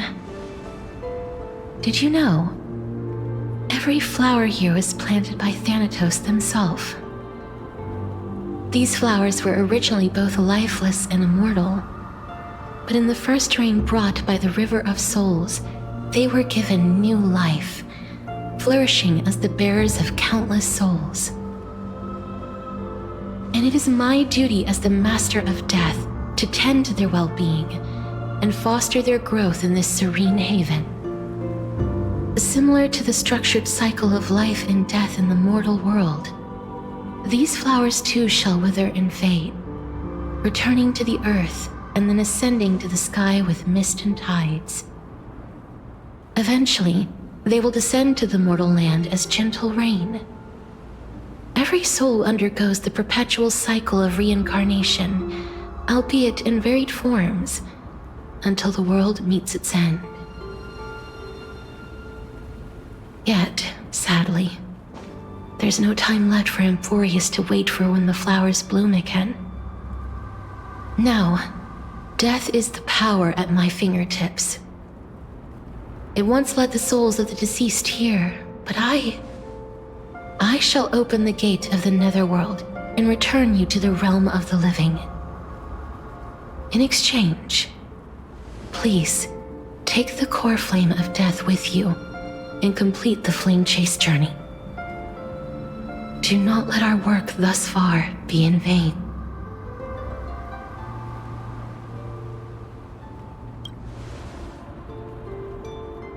Thank you.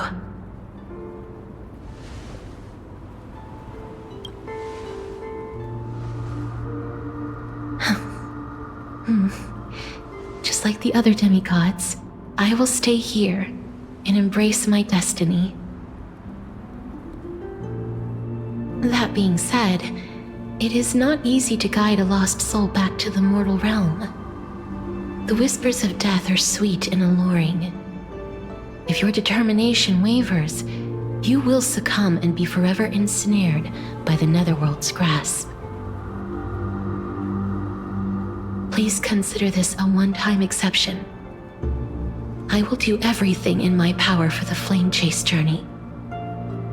And for your life, the only life I can save.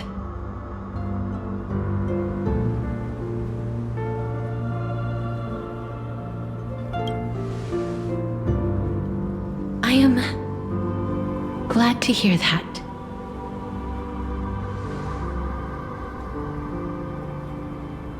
Over here! Keep moving forward and don't look back. Keep going. The Express is right here with you. I believe in you. Listen.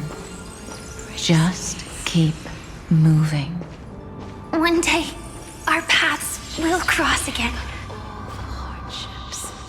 Lift your chin up high and step forward with us toward tomorrow! That's right.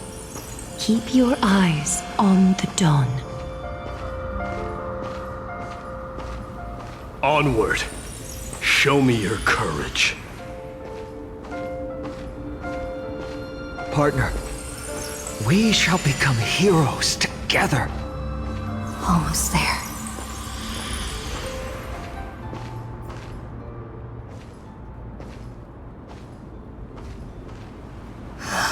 Finally.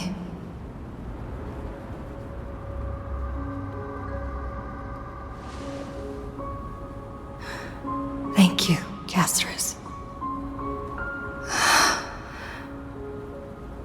Since I've already made it to the end, maybe I can have one last glance at that sea of flowers.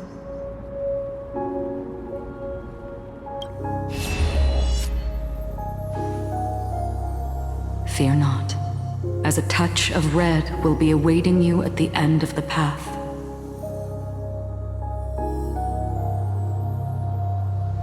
It'll guide you and illuminate the way out. By doing so, you'll eventually reunite in the warmth of the sunlight.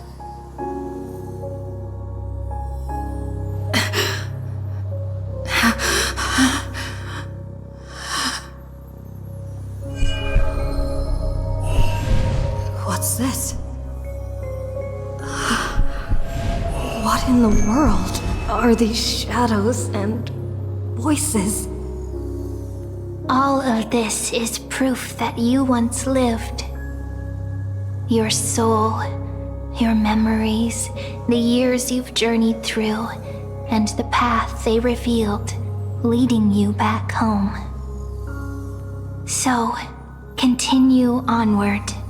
Do not stop moving forward, and do not let her sacrifice and the support of all who have stood by you be in vain. Over here, friend! Take my hand. Let's go home.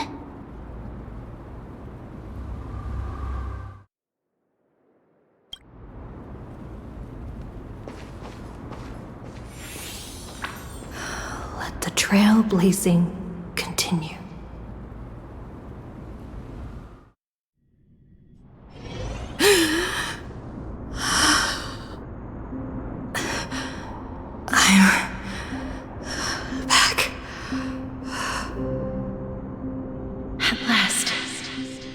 You could do it. Your soul is still perfectly whole, as if some kind of force is trying its best to keep it together. Is it Orynyx's final blessing? Or is it a miracle of your own? It's truly incredible. Such a strange surge of familiarity. So hard to describe. Perhaps it is fate, once again fulfilling its own design. Or perhaps it is the laws from beyond the sky, so familiar to you, that intertwined our fates long ago.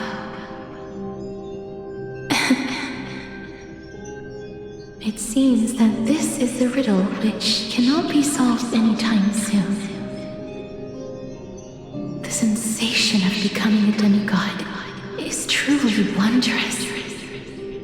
It's as if the river of souls is winding its way through the depths of my spirit, transforming with each breath into a fine rain that nourishes the world. Do you recall that prophecy? At the end of the sea of flowers, the souls of the living shall warm thy fingertips, and after an embrace, there shall be eternal separation. I promised you that I would do everything in my power to give it another meaning. Now, as I stand as a demigod, and destiny draws to a close, I can finally end it in a way that is as beautiful as it deserves. The wish I once sought, but could never grasp, is now within reach. In this brand new world, every blooming life will lift its arms in celebration and recount the profound meaning of this very instant. Every touch, every embrace we share will never again be an ice-cold loss. They will radiate with an intense warmth, sowing love far and wide throughout the land.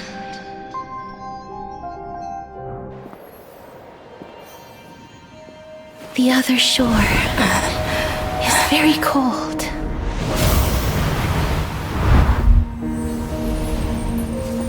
May I borrow your warmth one last time?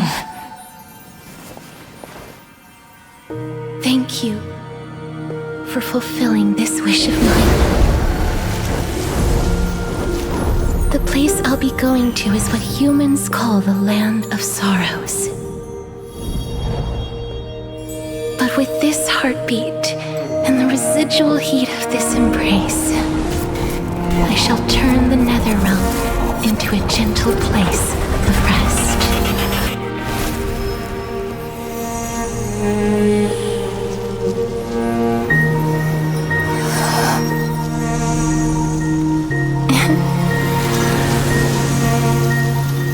This embrace may be brief, but it's the proof that I once lived. Farewell, then. May we reunite in the new world.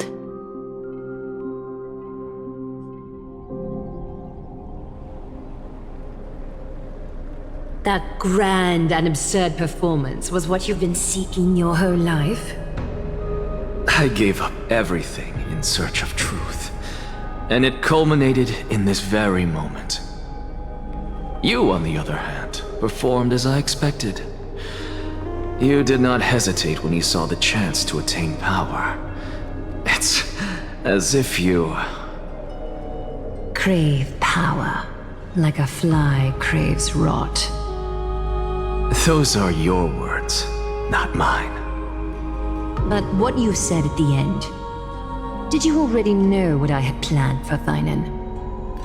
I may have lost an eye, but my vision is clearer than anyone else. You've nearly exhausted your humanity. You're no different from my current state as a walking corpse. That's true. I've long since burned to ash over the past 1,000 years. Only he is capable of unleashing a raging fire that rivals our final great enemy, Aquila. So, this is our last chance. How about we let go of the bad blood between us? May I resonate with your core flame, Aglaya? Please do. That's impossible. To persist with your soul thinned to such an extent. You're insane. Just as you fight to lug your corpse onward to complete your unfinished goals, I have my own reasons for doing this. Until Thynan grows into his position as the prophesied leader, I must continue to lead everyone on the flame chase journey. I must keep inching forward, even if only as an empty shell. I've long predicted this was the case, but I didn't think you'd already lost so much. How ironic. We would have avoided so many misunderstandings if you and I had just spoken this candidly before. But casting aside our ideological differences, there is one thing you and I agree on. Thynan. Yes. He was born to be a hero. He understands the hearts of the people, and I can confidently say he is a far better leader than you. Only he is capable of fulfilling your mission. Sadly, he is a man cursed by Nestia. But by my estimates, his horribly elaborate sense of style should not impede Era Nova. Congratulations are in order. We found common ground at the very end of our destined paths. When you put it that way, it makes me want to take back what I said. Aglaya, we're back! Come welcome our great hero reborn from the ashes. I hope he didn't hear your earlier assessment. It wouldn't be the first time I criticized him. A man should be aware of his own shortcomings.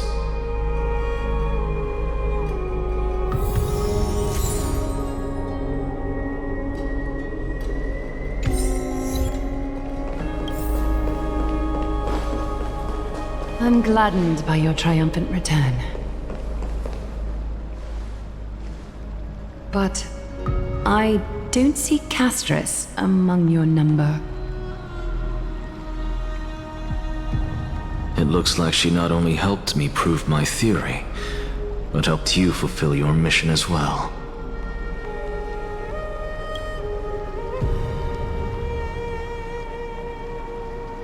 She might not have been able to change her fate, but she still wrote the final verse of her epic herself. Trinin, please recite the prophecy for us. Trailblazer, please surrender that scalding cool flame for us as well. You are the only life she ever saved by her own hand in her 1,000 years on this earth. I believe no one is more qualified for this noble task.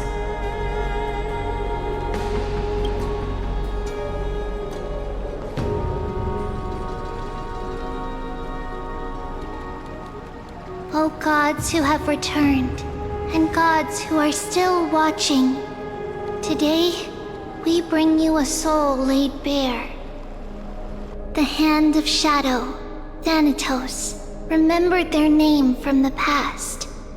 From daylight they came, and to their fragrant dwelling they return, to walk now among your ranks. And there was one who joined hands with the Titan, a traveler risen from the dead, and reborn among mortal kind. She is the everlasting night, and shall now proclaim in her good name, O Majesty of the 12 Titans, pillars of the world, we seek your divinity to mend the rifts of the world.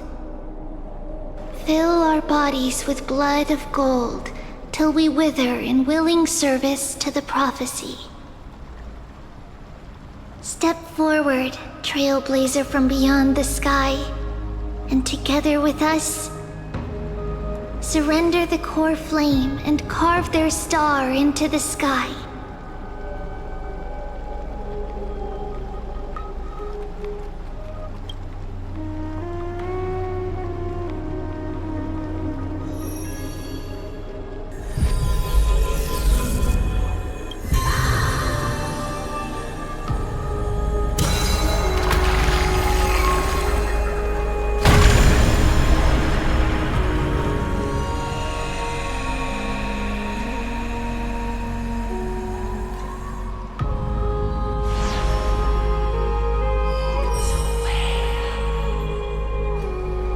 Constellation for death.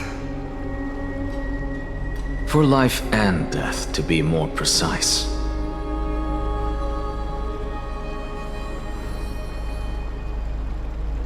Look! It's...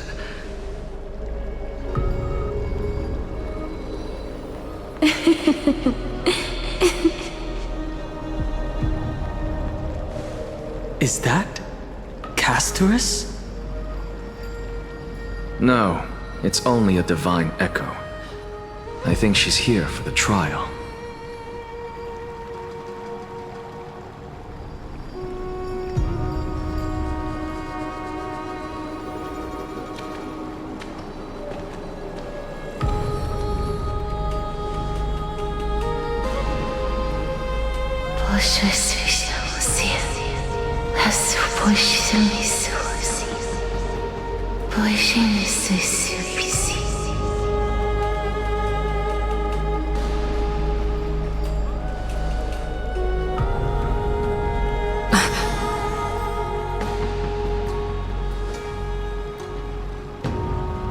What did she say? That's the language of the Titans. Castris... No. The Titan... They said,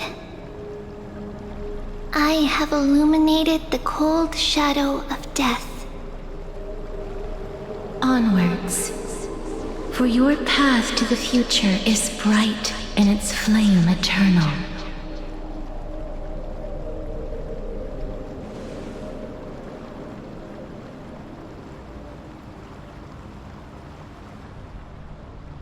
Do not forget.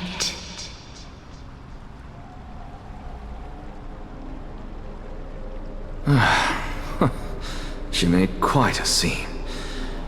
I suppose it's my turn now. I won't stop you. Professor, you... What's with that look? You were present. So, let's get this execution over with. We wouldn't want to bring shame to Akima's divine laws or keep me from creating a new world. You never change, do you, Professor? I don't understand. If your theory is correct, you'll lose all memories of your past life once you become a Titan. So what's the point of becoming a god? Of course there's a point. Even if I forget who I am, I'll still have my brilliant mind. It goes without saying, I'll find a way to retrieve memories of my past life. Besides, I still have you, don't I? I still don't really understand what you said during the assembly. Even if it were true, things reforged from memory could never be the same as the original anyway. Then allow me to tell you right now that you're wrong. What exactly are we? My answer is that the Chrysos heirs are the future Titans and vice versa. Of course, this answer only applies to us. So, what are we when it comes to regular mortals? The very essence of the world, our souls, are tiny invisible seeds that hold records of each person's memories of the world. And we are the buds that sprout from these seeds to grow into great trees. Is that what new sporism means? Correct. Once our physical bodies are born, we become new extensions of the world. From there, we plant our seeds into someone's memories and then scatter them into the hearts of countless people in the future. Just as seeds are affected by their environment, so too will our appearances differ across memories. But the partial memories we carry will always be the same, because that is just how the world is. To destroy our very existence, one must destroy the world itself. But we have someone who will still live on with his perfect memory. That person is you, child of Kefali. This is what it means to be the world-bearing Titan. So, carry everything of this world and live on. Don't disappoint those most precious to you. Don't disappoint Lady Goldweaver. And especially, don't bring dishonor to my theory. Anaxa, I swear to you, I'll lead everyone to our reunion in the new world. Good. That is all I have to say. Farewell, everyone. May we meet again in the next life. Farewell, great performer. May Circes safeguard your thoughts.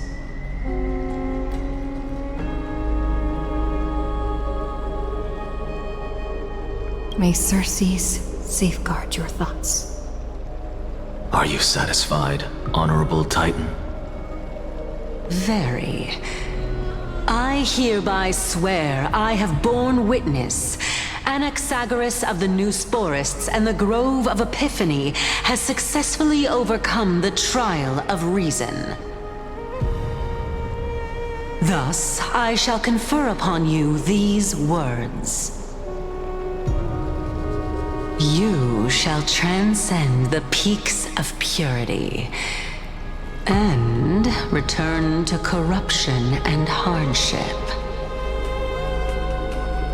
Oh, so that's a god's prophecy. It sounds like you just rephrased my past, present, and future. Oh, Circes. Is that all you've got? Well, you've already transcended the peaks of purity, and you were never the type to give me any leeway. That is true. But I do still have one question. I knew it. What is it? Maybe we're thinking of the same thing. As you've so boldly stated, we and the world itself live on through the memories of others. If that is the case, whose memories did the very first new spore sprout from? How should I know?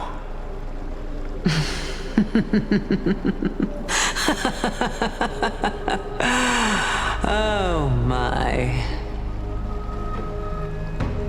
But, since we are both equally curious, we should allow the children of humanity who come after us to investigate in our stead.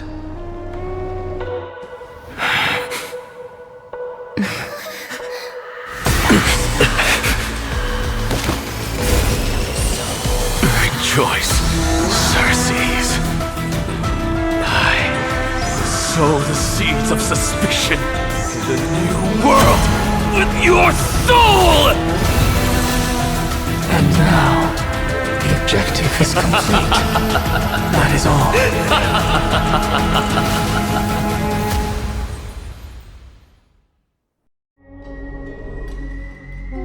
Thankfully, she's still alive. Was March 7th also in this condition when she was first rescued by the Express? Her condition was very similar. It's just that at that time, the Express did not have a memo keeper who could diagnose her condition. But she still woke up naturally. Looking on the bright side, that might happen this time as well. When March awakened from the ice, her memories were completely wiped clean. I want to prepare for the worst and prevent something like that from happening again. Can you share with us your hypothesis? I do not have conclusive evidence, but judging by her current condition, perhaps March 7th's memories have been hijacked. Hijacked? Think about it, Miss Himiko. What will happen when someone loses their ability to remember? I'm not a biologist, but I hear that there's a species of fish on Von Wach that has the memory span of less than a second. It forgets anything that occurs in the very next instant. Perhaps something similar will happen? Unfortunately, short-term memory is an entirely different concept from the inability to remember. Perhaps it is difficult for you to imagine, but an individual who has lost their ability to remember turns into nothingness. Nothingness? The belief of the Garden is that everything in this universe can be interpreted through memories. This is the driving force behind the continuance of this path. The past is made up of memoria, while the future is a possibility that will eventually be converted to memoria. But the present, it doesn't really exist, and it's only an abstract expression. Therefore, when a person is affected by the path and loses their ability to remember, their physical form will also be affected. These ice crystals are a manifestation of that. Miss Black Swan, there is one thing that I haven't looked into deeply until now. You've guided us to Amphorius, but refused to tell us your true intentions. Collecting memories is simply not a convincing answer. Is Miss Himiko suspicious of me? I mean no offense. I am merely speculating. But I'd appreciate your honesty, if possible. In other words, now is the time for me to prove my innocence. That's not a problem, of course. The true reason behind my intentions is that Amphorius holds special significance. For some memo keepers of the Garden with extremist views, it is a perfect example. Perfect example? A world that can only be seen through the Garden's mirror means that memo keepers have the right to keep the world in their private collection. If those Pathstriders of Remembrance were to uncover the secrets of Amphorius first, they might unleash their wild ambitions and remodel more worlds into a similar form. So the reason you did everything you could to convince the Express to come to this star zone is just to uncover the secrets and foil the plans of these people? I chose to remain quiet before, because I did not want to involve you in the Garden's internal conflicts. Remodeling a world is no easy feat. These extremists likely aren't just simple Pathstriders. Do they wield the powers of Emanators? You can be even bolder with your guesses. The people that I am talking about, they aren't just individuals.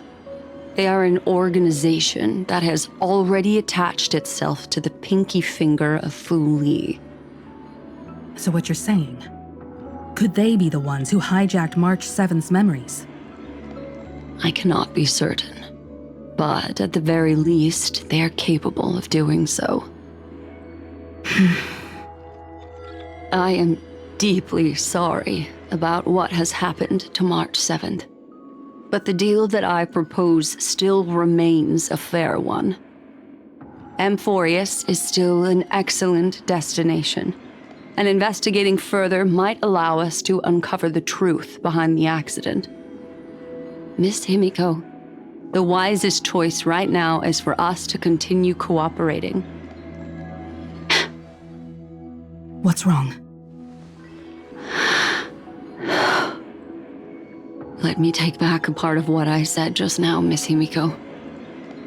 Although we indeed struck a deal, it seems like I have involved you in some unforeseen danger.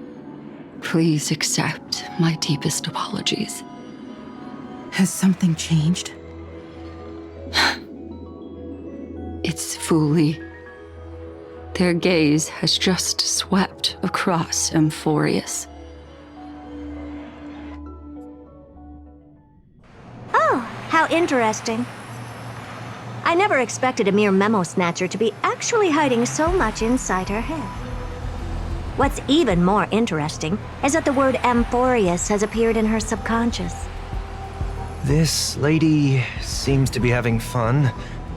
Is she usually like this? It's hard to explain. What are you two whispering about? Has it not occurred to you that I can hear everything clearly? Please pardon me, Madam Herta. Would you mind sharing with us what you've discovered? The ones who need help are the Astral Express. You will have to put up with my methods, even if they are rather unconventional.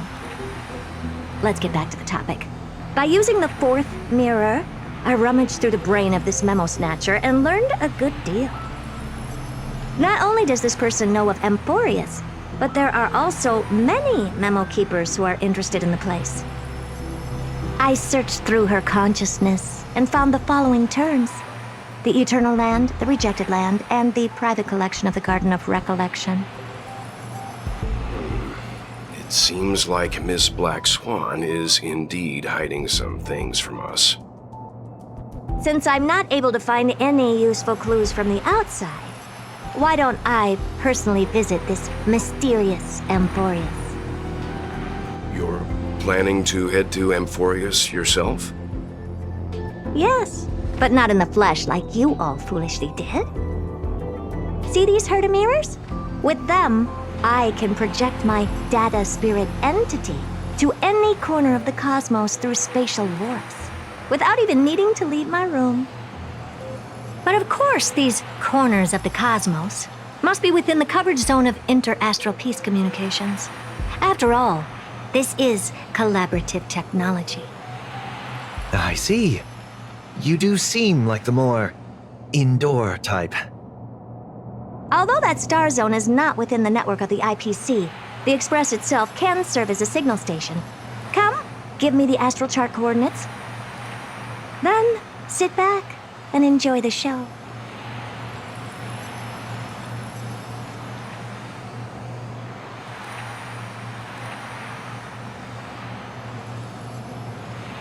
All right, now that everything is ready, mirrors, get to work. First mirror, input the coordinates. You'll be in charge of the spatial warp. As you command, Madam Herta. The preparations are complete. I wish you a pleasant journey ahead.